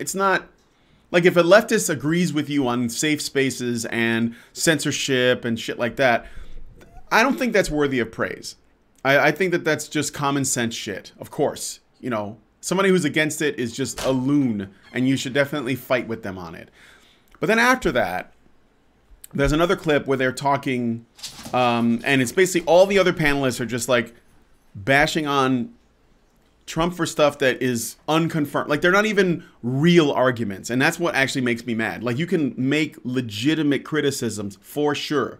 Okay? My wife and I were talking about them. You know, the stuff with the stuff with the trade deals, the stuff with the with Syria, the stuff with his economic, you know, approach to not economic, I'm sorry. His eco stuff, like where he cut out the red tape so that, you know, companies wouldn't have to deal with as much with the EPA and stuff. You can make legitimate criticisms, but these people are not.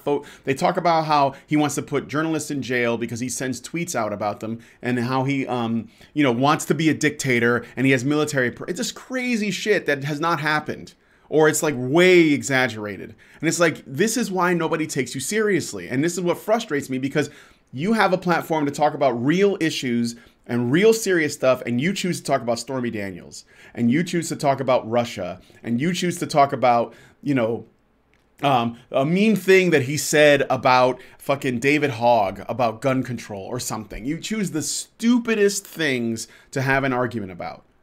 And you wonder why nobody takes you seriously and why we can't actually have a fucking conversation.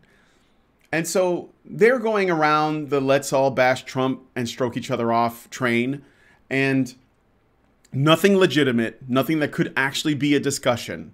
You know, it's just about scoring political points, getting the audience to laugh, getting the audience to clap, and just getting your jabs in. And it's not actually moving anything forward. And at the same time, you're insulting, you know, not the president, because I'm sure he doesn't give a shit, but you're insulting the base of Americans that want the country to be better. Okay? The LSP 92, are Puerto Ricans rich? I mean, not as a group, but who is?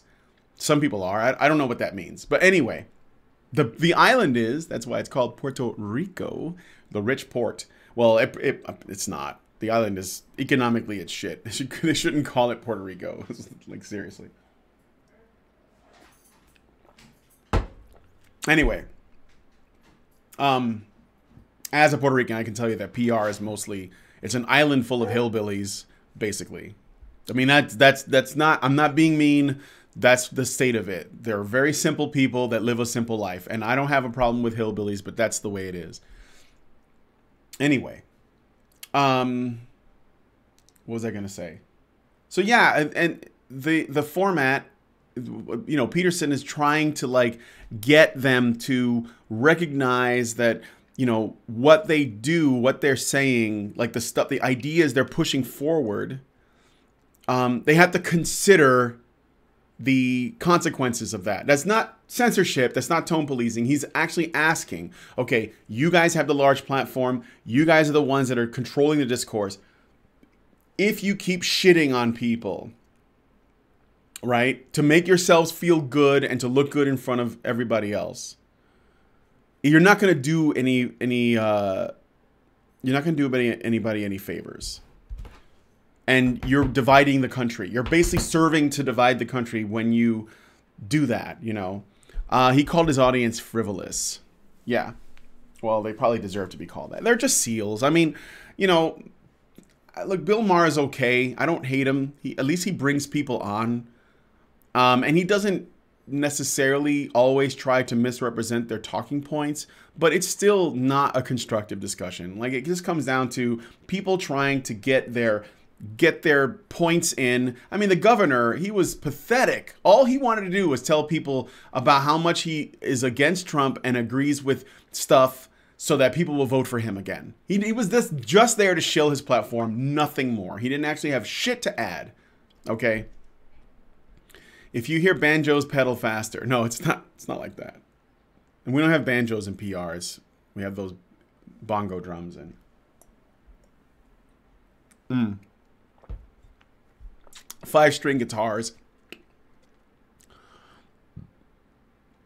People don't watch late night for actual news. They watch it for entertainment. Yeah, I hear that. But a lot of people have often said that in their opinion, late night does the news better than the news does. Is Meyer's audience even real? They seem like robots. I don't know. All right, let me... it's hard to say. I think that there are real people that actually believe the shit that they're saying. All right, so here's the nose on the Badger hoodie. I don't know what this would be made of. I imagine it would be made of like a cheap leather.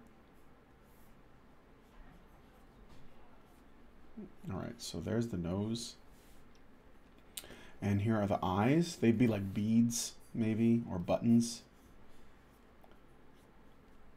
If you're gonna make this outfit. Which I'd be crazy honored if somebody did, I swear. I hope that Ames does do it. I think that'd be fucking dope. I told her I'd take, if, you know, send me pictures and I put it on the website.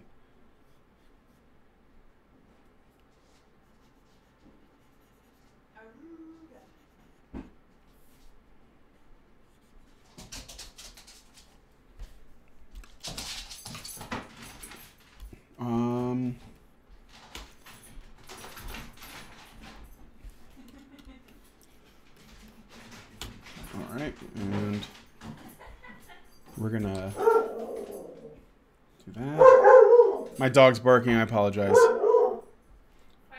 He's borking. I think he's back to normal. Did you make them do that? Yeah. So you can feel. Okay. No, I'm not trying to disrupt your stream. No, it's okay. I'm just playing with him.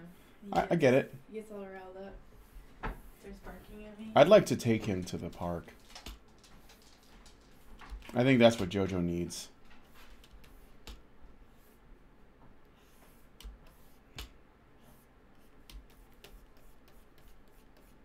All right. Be right back. Practicing howls while Alpha Boss is streaming. Who's Alpha Boss? The nose would be expensive leather or suede. No, not suede. You don't have to spend too much money on a Badger Chan costume.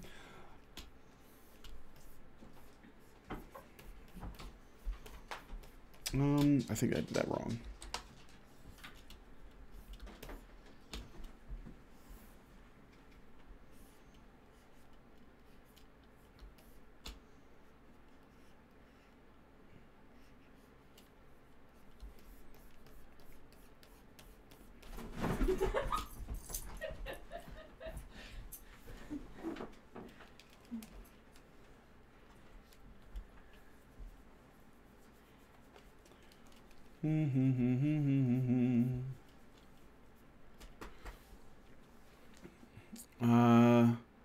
I was basically joking about how dogs seem to always bark when their owners are doing something important. Does JoJo do that? I don't know. I mean, I don't think I do anything important. So, oh my God. So I really am sorry about that Aiden stream and all the times that it like fucking went off the internet. It was, or like my computer turned off. It was my power strip. I didn't realize it. So that sucked. What were you doing? Rolling into your power bar? I think so. So it was like your own actions? Yeah, it was my own actions. That's funny. I was getting so fucking pissed and I couldn't figure it out. You're funny. Unintentionally funny. Late night shows are for propaganda. It's so-called entertainment, yet it's all politics. It is. It seems that way, and it's actually really upsetting that very few people can see it, or the ones that do, they you know, they don't want to. We need people to like speak up on that shit. It's bullshit. I want somebody to go on Bill Maher seriously and just fucking demolish the way that like I want that for Trevor Noah. I want that for everything. You know, I want somebody to go on there and say, look, you guys are propaganda and here's why. And just like fucking put it out there and just ruin them. I don't know if that's going to be that won't be the catalyst, because obviously, you know, motherfuckers believe what they want to believe. And that usually means that you just can't change their mind. Like, you know, people, they just double down like on their beliefs. They say, oh, well, you know, you didn't expose anything. Like people were like commenting on that Bill Maher thing from Jordan Peterson. And there were people saying Jordan Peterson is a fake intellectual. He didn't stand a chance. He lost, even though there was no battle. It was crazy. And I was like, what are you talking about? He was asking people to try to be reasonable. And they didn't want to hear it. They were like, oh, you don't know. You're Canadian. You don't understand how dire things are. You don't understand how in danger our democracy is. Yeah. You know, Trump's going to take away our democracy because he celebrates dictators. They literally, like, Bill Maher himself said that shit. And I was like, motherfucker. Well, my wife said, Justin Trudeau honored dictators. Okay? Like, when he said Fidel Castro was the man, that was, that was Justin Trudeau honoring dictators. Honoring assholes. And people were like, oh, no, that's fine. Yeah, I mean, if Trudeau likes him, he must be a good man, because Trudeau, he, you know, he knows how to fall down the stairs, and he planks and dresses like a fucking musketeer.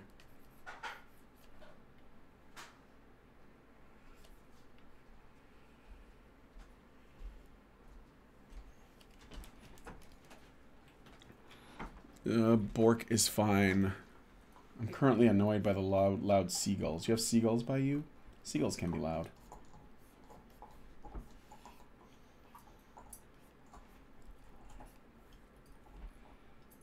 What am I looking at? It's the zipper, like the top of the zipper. Oh. For the Badger Chan zipper. I'm zoomed in pretty tight, so. Tight like a tiger.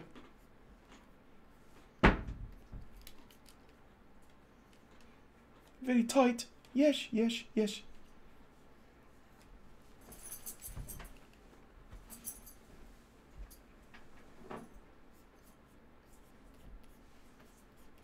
I just needed to make this drawing so that Ames can see what she needs to do to make the costume, so it doesn't have to be like that great.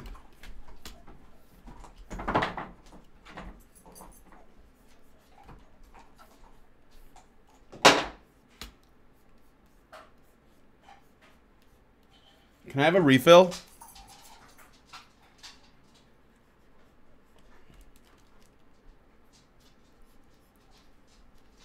I don't know, can you? Not without your help? Ow! Get off my foot. Bill Maher is pretty obviously supposed to be all about politics. Then on the flip side, you have someone like Conan who doesn't really do any real political commentary. It's almost like you don't have to. I mean, Conan still does every so often, but he doesn't really. I mean, more so, he just does comedy. It's almost like comedians can be funny. But Bill Maher has always been political. I wouldn't want to take that away from him. I certainly don't think that people shouldn't be able to talk about stuff. It's just that if you want people to actually listen, even if you're doing comedy, it helps if the comedy is based on something that's true and that you've actually like looked into. And if comedy comes from a lie, or a really, really, really poor representation of whatever's happening, people that know the truth do not find it funny. That's the way. That's why nobody finds Trevor Noah funny. When Trevor Noah joked about that woman in South Africa that got arrested and put in prison because she insulted some police officers, okay? Unless you're a social justice warrior that thinks people should be put in prison for years for insulting people, you're not going to find that funny because you're going to think it's fucking terrifying. Especially that he finds it funny and he's speaking to an American audience that agrees that people should go to prison for saying stuff. So that makes it harder for people to find that humorous because it's terrifying, you know?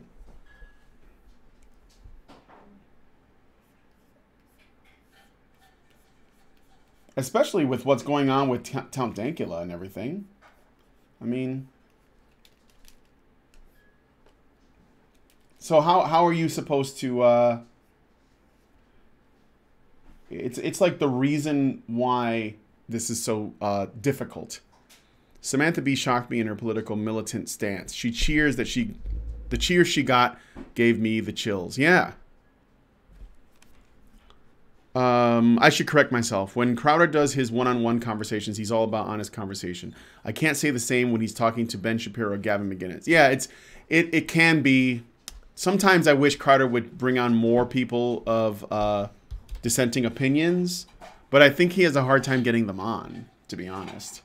I want to see him get, like, if he doesn't get, I think once a month at least, get on one person on his show that he disagrees with and they can debate something, that would be the goal that I would shoot for. Now, I think that that's hard because leftists don't generally want to appear on people's show to argue with them.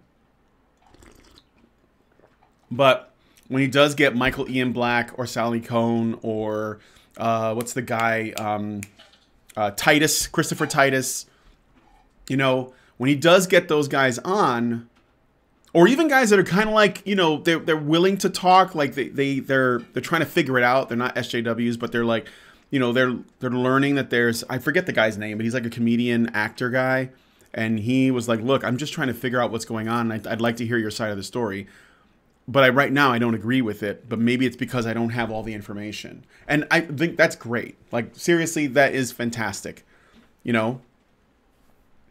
Trevor Noah's stuff, earlier stuff was funnier. He's been SJW'd. I only know him from The Daily Show. I know that he was around before that. But that's what I know him from. So... I'm not gonna. I can't deny that you might be right about that. I just don't know. I don't like him now, though. Sometimes I wish I could just fucking punch him in the face. Doesn't mean I really wanna. It's just, you know, you can get angry enough that you want to hit somebody but not hit them. That's how I get. Because you know it wouldn't solve the problem. But the frustration is there. All right, so let's do the zipper.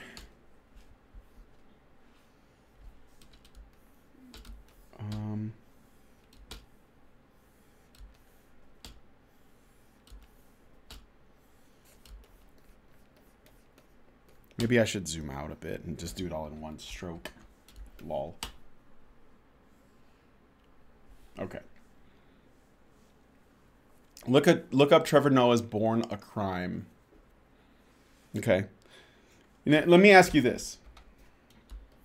Does Trevor Noah's comedy depend on the fact that he's black or from Africa? Is that like his shtick? Because I think that's another... I thought he was from the UK for some reason. No, he's from South Africa, I believe. Is he? That's why he's qualified to talk about South Africa issues. Apparently. I thought he was from the UK. You know what? You might be right. I thought he was from South Africa. You might be right.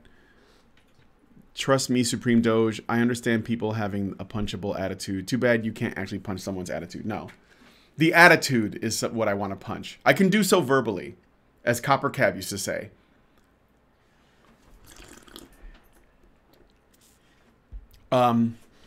So Conan basically asked, how can we all find common ground and live together?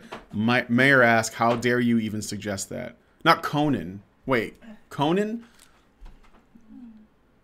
One time years ago when Mar was a guest on Conan and Conan tried to be all like, so how can we bring the two political sides together? Meyer went off on a rant. Conan looked like he wanted to cry, lol. Yeah, it's almost like it's crazy because people like Mar and Trevor and Jon Stewart, I'm sorry if you like him, but it's true, and John Oliver and fucking all these other people, they don't have an interest in healing anything, in trying to like understand that we Americans have way more in common than we have not in common. We all want the same stuff. We just have different ideas about how to go about it. And no, I don't think that everyone on the left is a commie. I just think the people that are controlling the left narrative, that tend to be in media, in academia, in the news and so on, those people have at least a socialist, ideology that they think is, but they have that because they think that's what's best. And but that's all they know, right? So, but you can't have a conversation if you think your political opponents are not just people who want the same thing as you, but they just have a different idea of how to get there, but they're actually evil and they're your enemy, John Oliver is punchable as well, especially when he starts to giggle at his own jokes. Yeah. George Lopez too, for sure. He's from South Wakanda. Yeah, I knew it. He's Wakandan. He has a tattoo on the inside of his lip. Ugly Pig. I don't remember what exactly Mar said. I just remember him going off on an impassioned rant and Conan being taken aback. Yeah, well.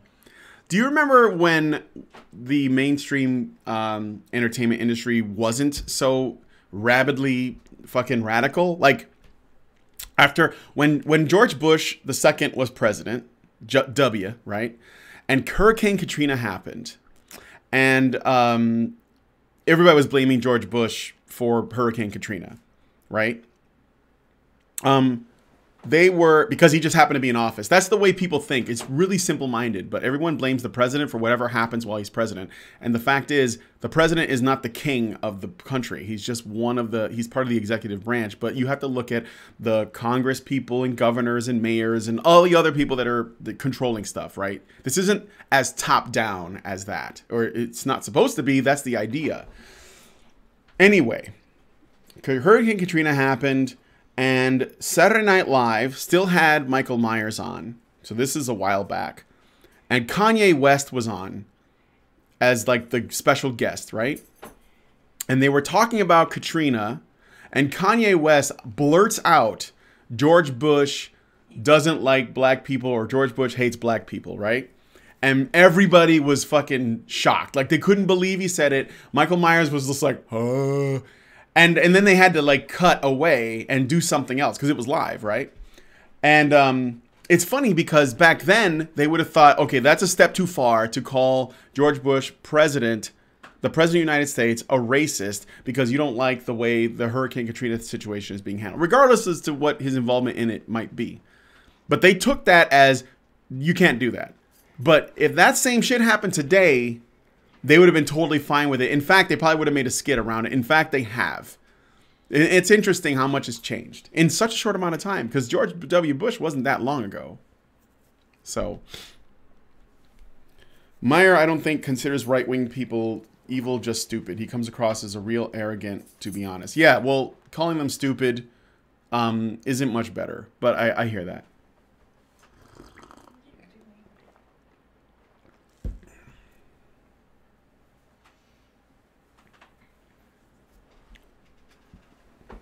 Yeah. All right, so let me continue. I just want to look at something. Okay, zipper. There we go. Katrina was just poor management. Yeah. What kind of government runs Los Angeles? Or not Los Angeles. Oh, fuck. New Orleans. I was in New Orleans. Is that a Republican state? Not that it matters. I mean, bad management is bad management. Ow.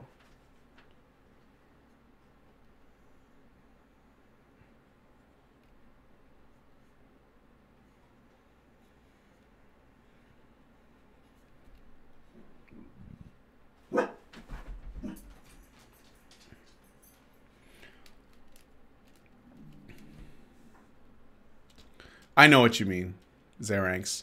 The socialists on the left tend to be more hypocritical than those on the right with respect to social aims.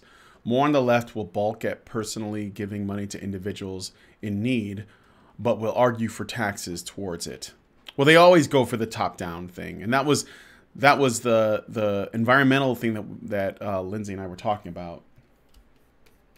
She was making the point that, you know, thinking the government is the solution to all of our problems is basically the way the left works. And it's like, but you also insult them. And it's weird. It's like, well, if you think, you know, when it comes to the gun thing, for example, why do you think that if you hate Donald Trump so much and you're so afraid of him, like, instituting his, you know, his dictatorship, why do you want to give him all your guns? Like, you know, like, huh? Yeah, New Orleans is quite blue. Sorry about the dog. All right. I gotta finish this. I'm just going to keep drawing this.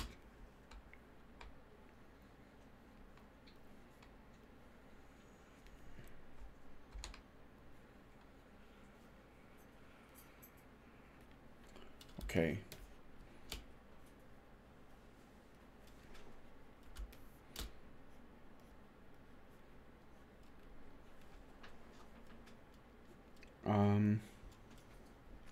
Bush, his hands were tied. He had to have clearance in order to send the army to New Orleans for aid.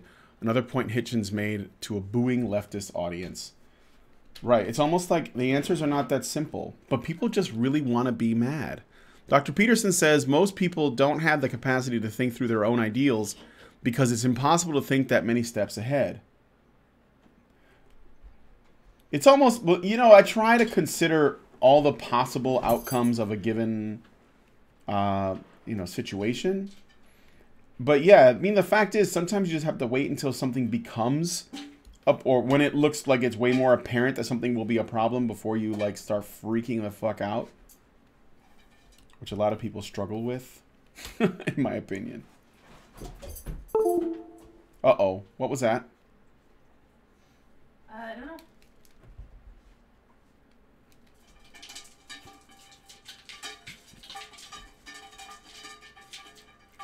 I don't know. Can you guys still hear me? I think my microphone is still on, but I'm not sure if it's hooked up.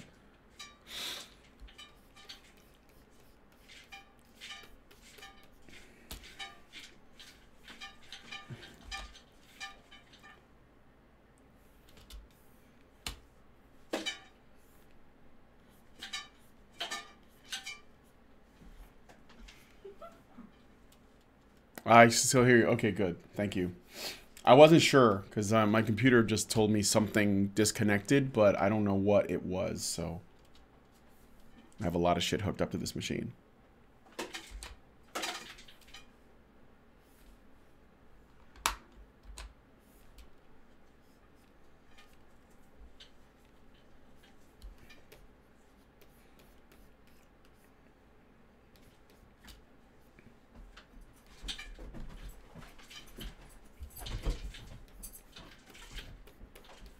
All right.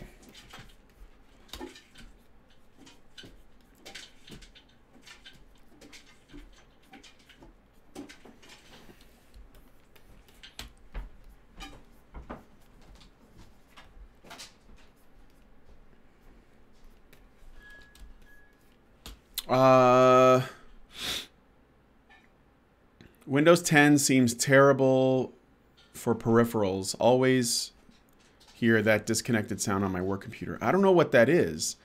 I'm always afraid that something important just got disconnected. FEMA cannot take action prior to the state governor requesting help after formally declaring emergency. Otherwise, it violates the 10th Amendment state sovereignty. But that's none of my business. Yeah, exactly. I can still hear. Yeah, but you see people, like some people, I think that there was a narrative going around that was like racist or whatever. Speaking of Kanye West, it's interestingly enough, did you guys see that Kanye gave a shout out to Red Pill Black, Candace Owens, saying that he likes the way she thinks? Not sure if compliment. guys. But Candace did do a pretty good. I didn't watch the whole thing, but somebody put a link. It was a pretty good speech. She was at I think she was at a talk or a university or something, and she was calling for blacks to stop being the victim, or stop playing the victim, and explain her. And then she got a lot of cheers from the audience for that. So I don't think it's going to change a whole lot, but it's nice to know that somebody's saying something. But yeah, Kanye tagged her in a post and said he likes the way she thinks. So maybe Kanye is changing somehow. I don't know. Or maybe Candace should be concerned that somebody like Kanye West likes her. Mr. Monkeylint, how are you feeling, Doge? Are you on the mend? Well, I have a doctor's appointment next month. Pretty early, actually, for a CT scan. I fucking hate CT scans because they make you drink this gross shit, and then they inject you. They give you an injection that warms the body, but sometimes the injections hurt like fuck, okay? So I'm going to get a CT scan to see if I'm still cancer-free. Usually they give you the scan and then like you don't know for like I don't know, like a month or so. I don't like the way that looks. Let me do it like this. That looks better.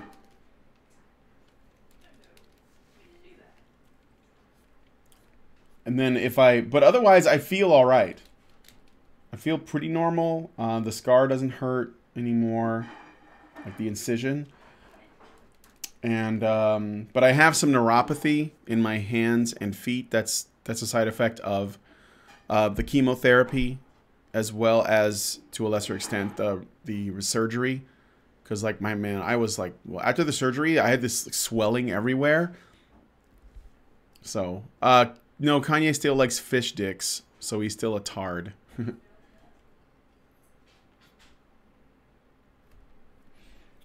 All right. So yeah, I mean, I'm feeling good. I have the neuropathy, which is why I'm doing these drawings, because I haven't done any drawings in a while. And I'm trying to get back into it. It's like there's stuff I want to do.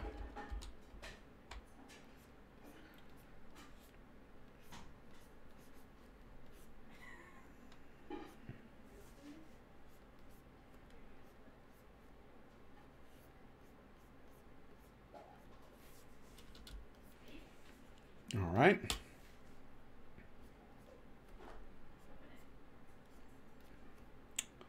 And now we'll draw Badger Chan's hair. These two big locks are very important.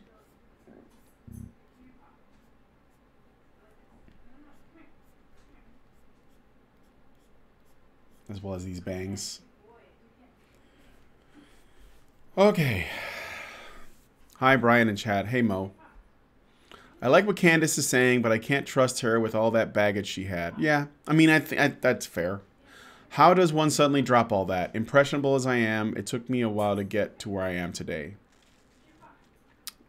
Gay fish was Kanye?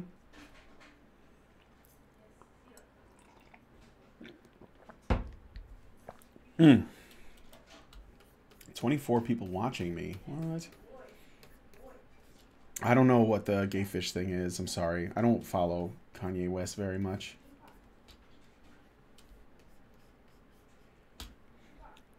What do you think about giving Badger Chan a choker? Would that be too much? I was thinking like a collar or something with a ring on it. I'm not sure. All right, we're going to get in a little bit closer. I'm going to try and draw her face. Nope. Did you just train him on something? Sometimes you just got to keep on drawing the line until it looks the way you want.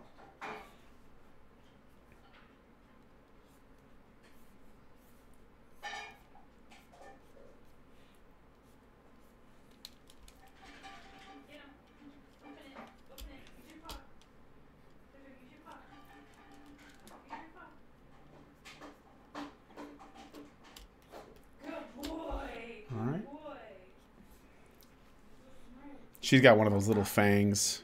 Choker. Chokers are sexy as fuck. Oh, it's a South Park joke. Do you like Corel better than Photoshop? I taped a sheet of paper to my Wacom Intuos, and I use a felt tip on the stylus, but considering Corel as buy once, cry once, over paying forever. I like Manga Studio the most. I would go with that. Badger Chan Rule 34 when? You mean Badger Coon? There is a Badger Coon. Somebody created it like right after I created Badger Chan.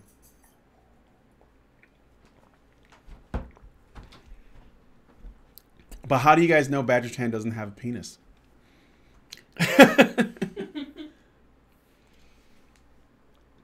Okay, so this Badger Chan's nose. And put some of these. I just taught JoJo something. Yeah, I know. I heard. What did he teach him? Something that's probably gonna backfire. You want to see? I'm kind of scared now.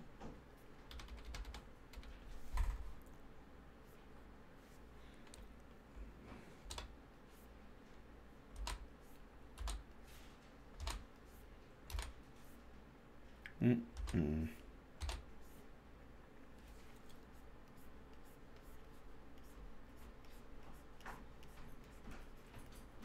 Okay, are you ready? Wait.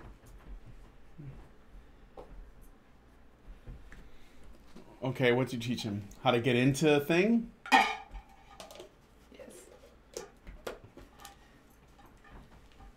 Use your pass. Use your pass. Oh my god. You taught him how to get into cans. Yeah. Yeah, we are going to regret that. It's pretty cool though. It is pretty cool. He's smart. super smart. Too smart.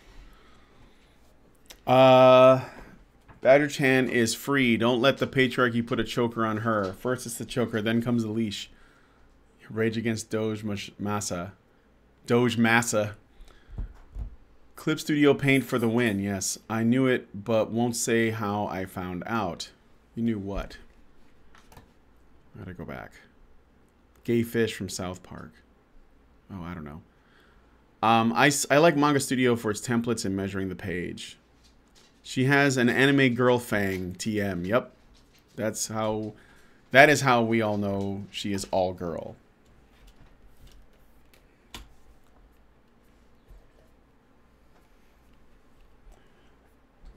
I don't know.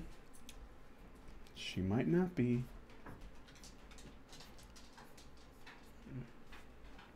You can be all girl and be more than just a girl. You can be all girl with a dick. She can be a futa.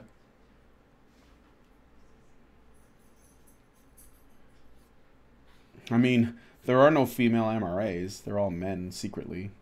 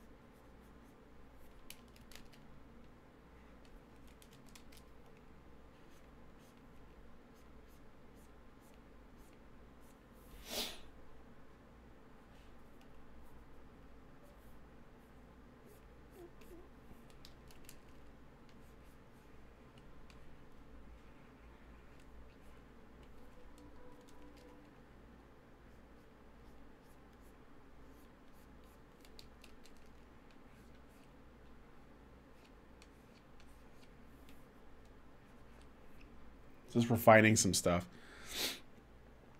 Let me see. Confirmed Doge is like living in cans. Nah, she could be Futa. Futas have those anime girl fangs. Yep.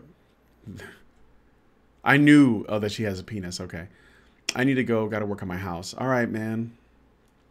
We got to make sure that you don't go from the great indoors to the great outdoors. So fix your house. Doge has cans and shit. I know Hannah had a beard. Yeah.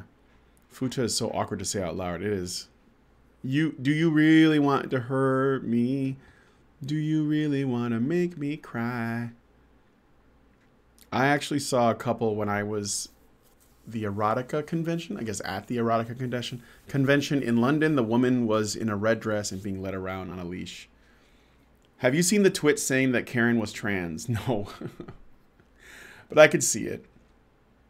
Einhorn is a man. Oh my god. I thought she was. Well, she's a man in spirit. She's a two-spirit.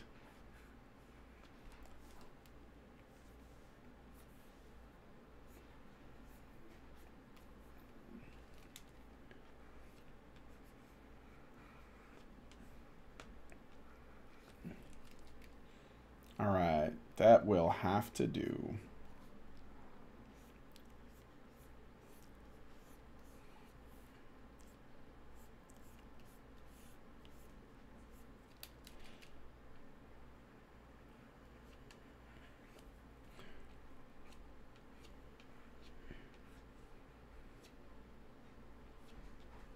Unfortunately, this is not Manga Studio because I haven't bought it yet. I mean, I used to have it, but I'm having a hard time finding it these days. So I might just buy it, but I won't be able to until I get my next check.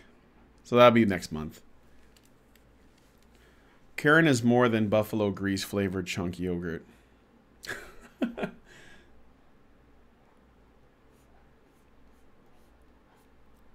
What do you guys think about cat eyes or...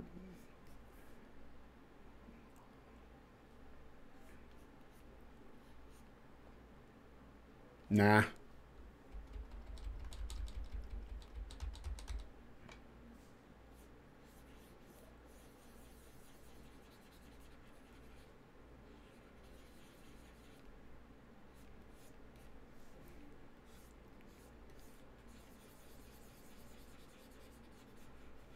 Okay.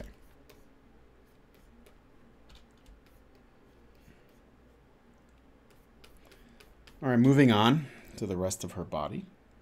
Let's back off a little bit. I might move some... I might change the face a bit with some transformation tool stuff now that I've looked at it from afar, but it's raining trans. Hallelujah, it's raining trans. Doesn't Manga Studio go on sale fairly often? I don't know. Is there a pen and primitive shape tool for line control and eyes? Not in Psy. Everything is like drawn by hand, so... Also, it's not called Manga Studio anymore. So is it just... I've noticed that some places call it Clip Studio and some places call it Manga Studio. I wasn't sure. So I guess they officially changed the name, so it's just Clip Studio now. Which is fine as long as I know what they're fucking calling it.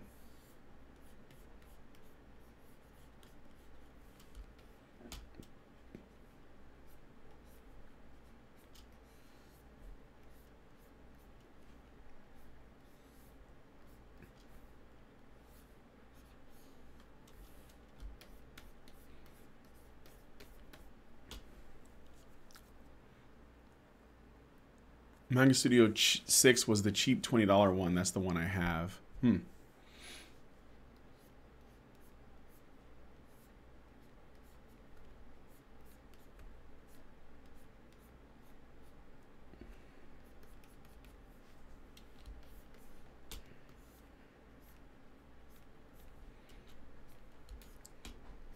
Okay. Is there any more coffee here? There is.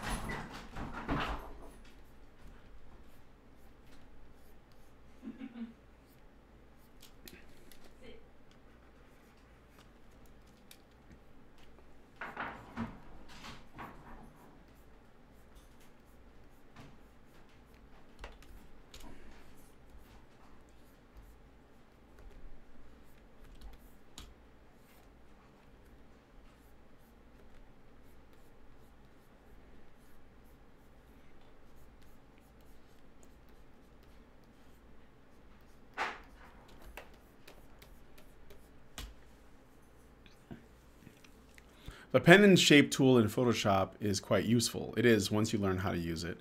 I use it often for circles in perspective, clean contours, and so on. Yeah. Some people don't like it because you're not actually drawing it. You're just sort of like mathematically placing it and using the... But I don't mind. I mean, it's really worth it for the clean lines, really. Because it uses the vectors, right? Instead of... God, why am I forgetting? It's instead of pixels, essentially.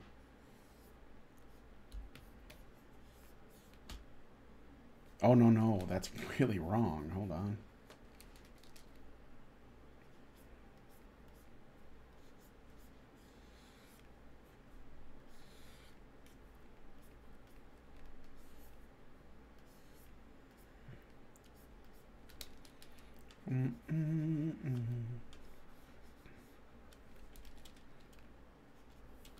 Okay.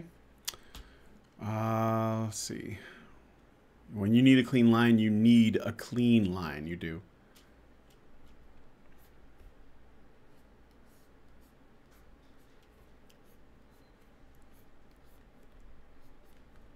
Oop, that's wrong.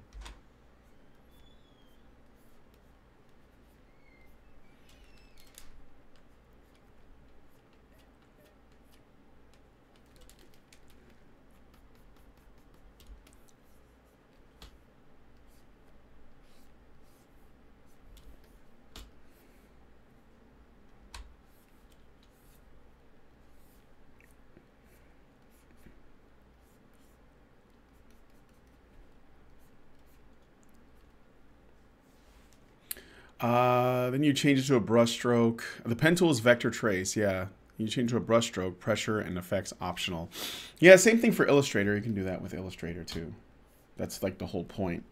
Some people, like my wife, she really hates Illustrator because she likes to draw and paint. And Illustrator just, you know, it doesn't work that way.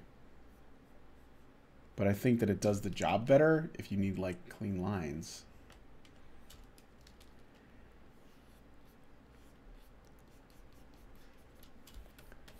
I think that's one of the reasons why a lot of artists that do digital work often don't work in Illustrator. They work in Photoshop because if they're using one of the Adobe programs, because they like the freehand thing more.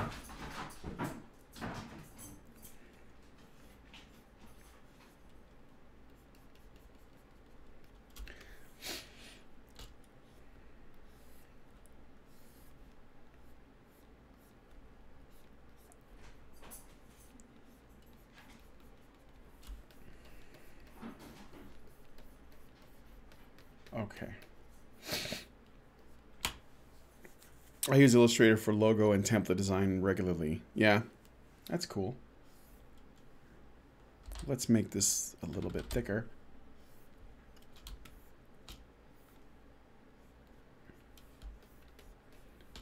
And over here.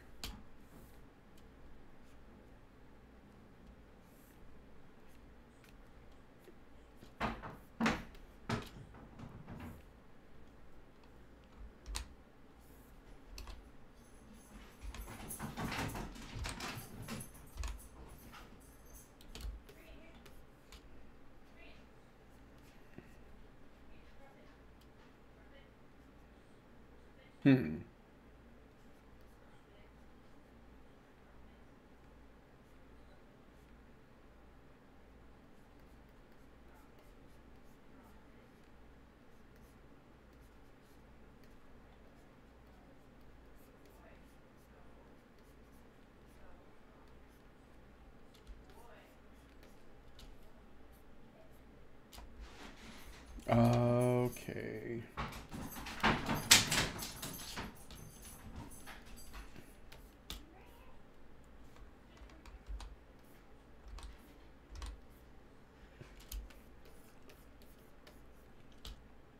That hourglass shape, so thirsty. Yeah.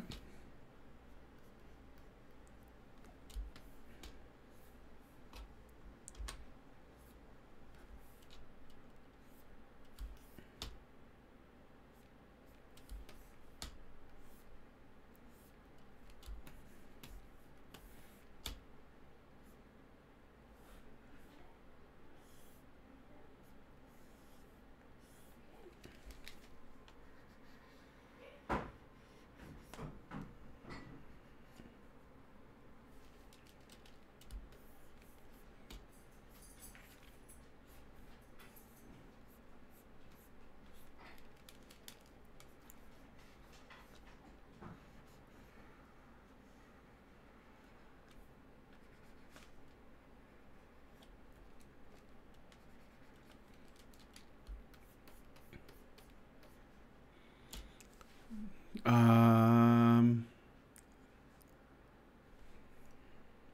let's...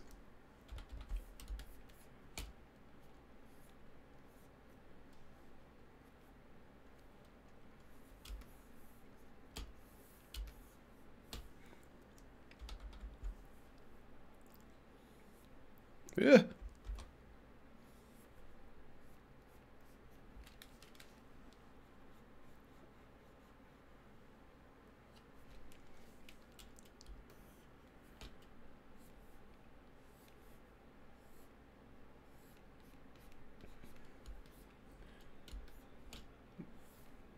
My channel still hasn't been monetized yet, man.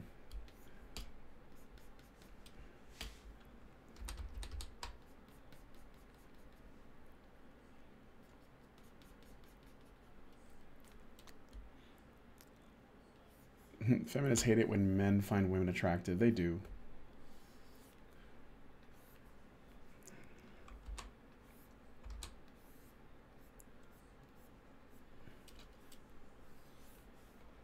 Or they'll say, no, we don't have a problem with it. We just think you should be respectful when talking to women or something. When you have to be respectful while finding them attractive. And it's not even necessarily about what you do.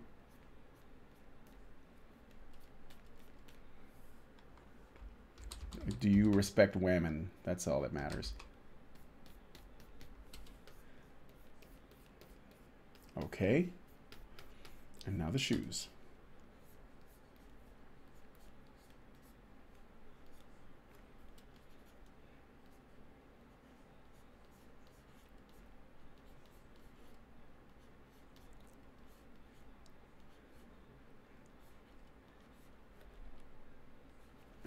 To check something.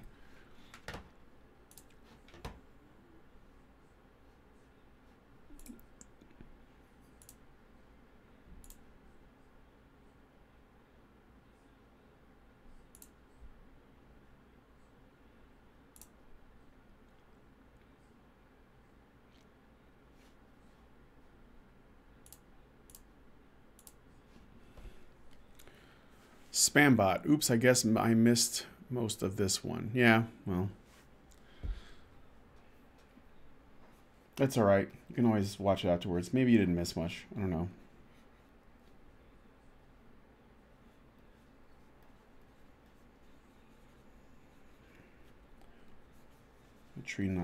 Try not to like drag this out too much.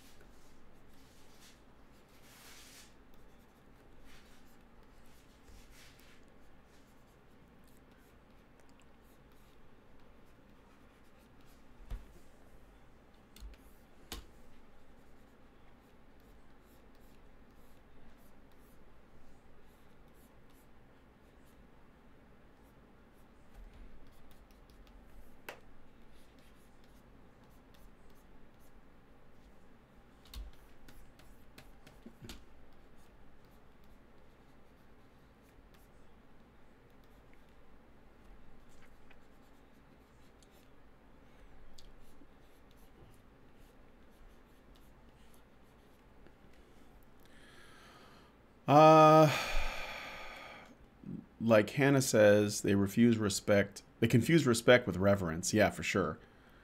Russian bot, everyone run. The laces should have a little bit more straighter angles. Yeah, I'm not, because I just want to make something that Ames can use as a, oh shit, that she can use as a point of reference. I think just to like communicate, I don't know, like the general idea. I take your point though. Well, they're I guess they're supposed to be like crisscrossed, and that's what I was going for. Is she wearing high tops? No, they're boots, but they're laced up. Mm. I mean, I guess they shouldn't go that low, I don't think. Let me look at these again. I know what you're saying though.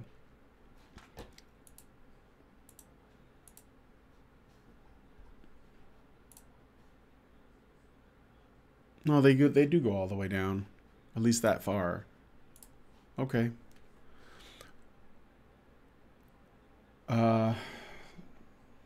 These go like this. What the fuck?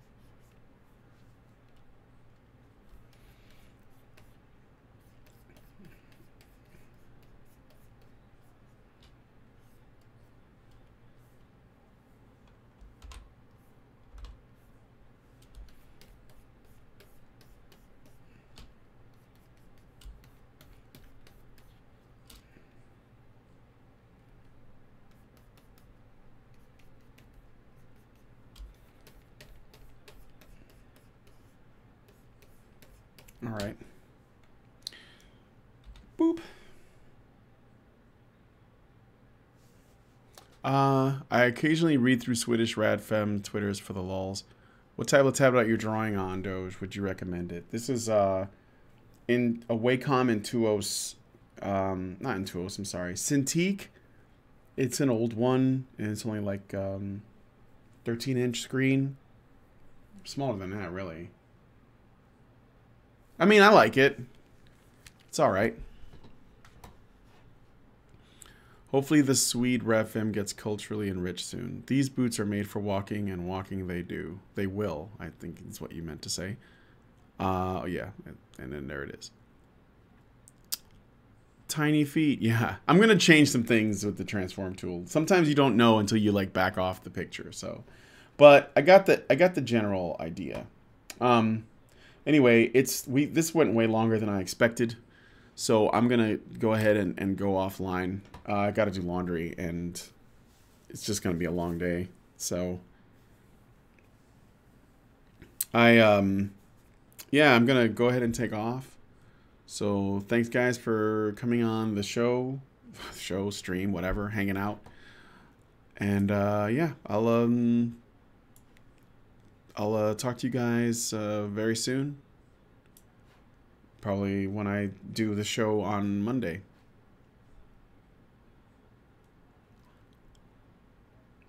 Thanks, you too, Charles. Have a good one. All right. I'll talk to you later.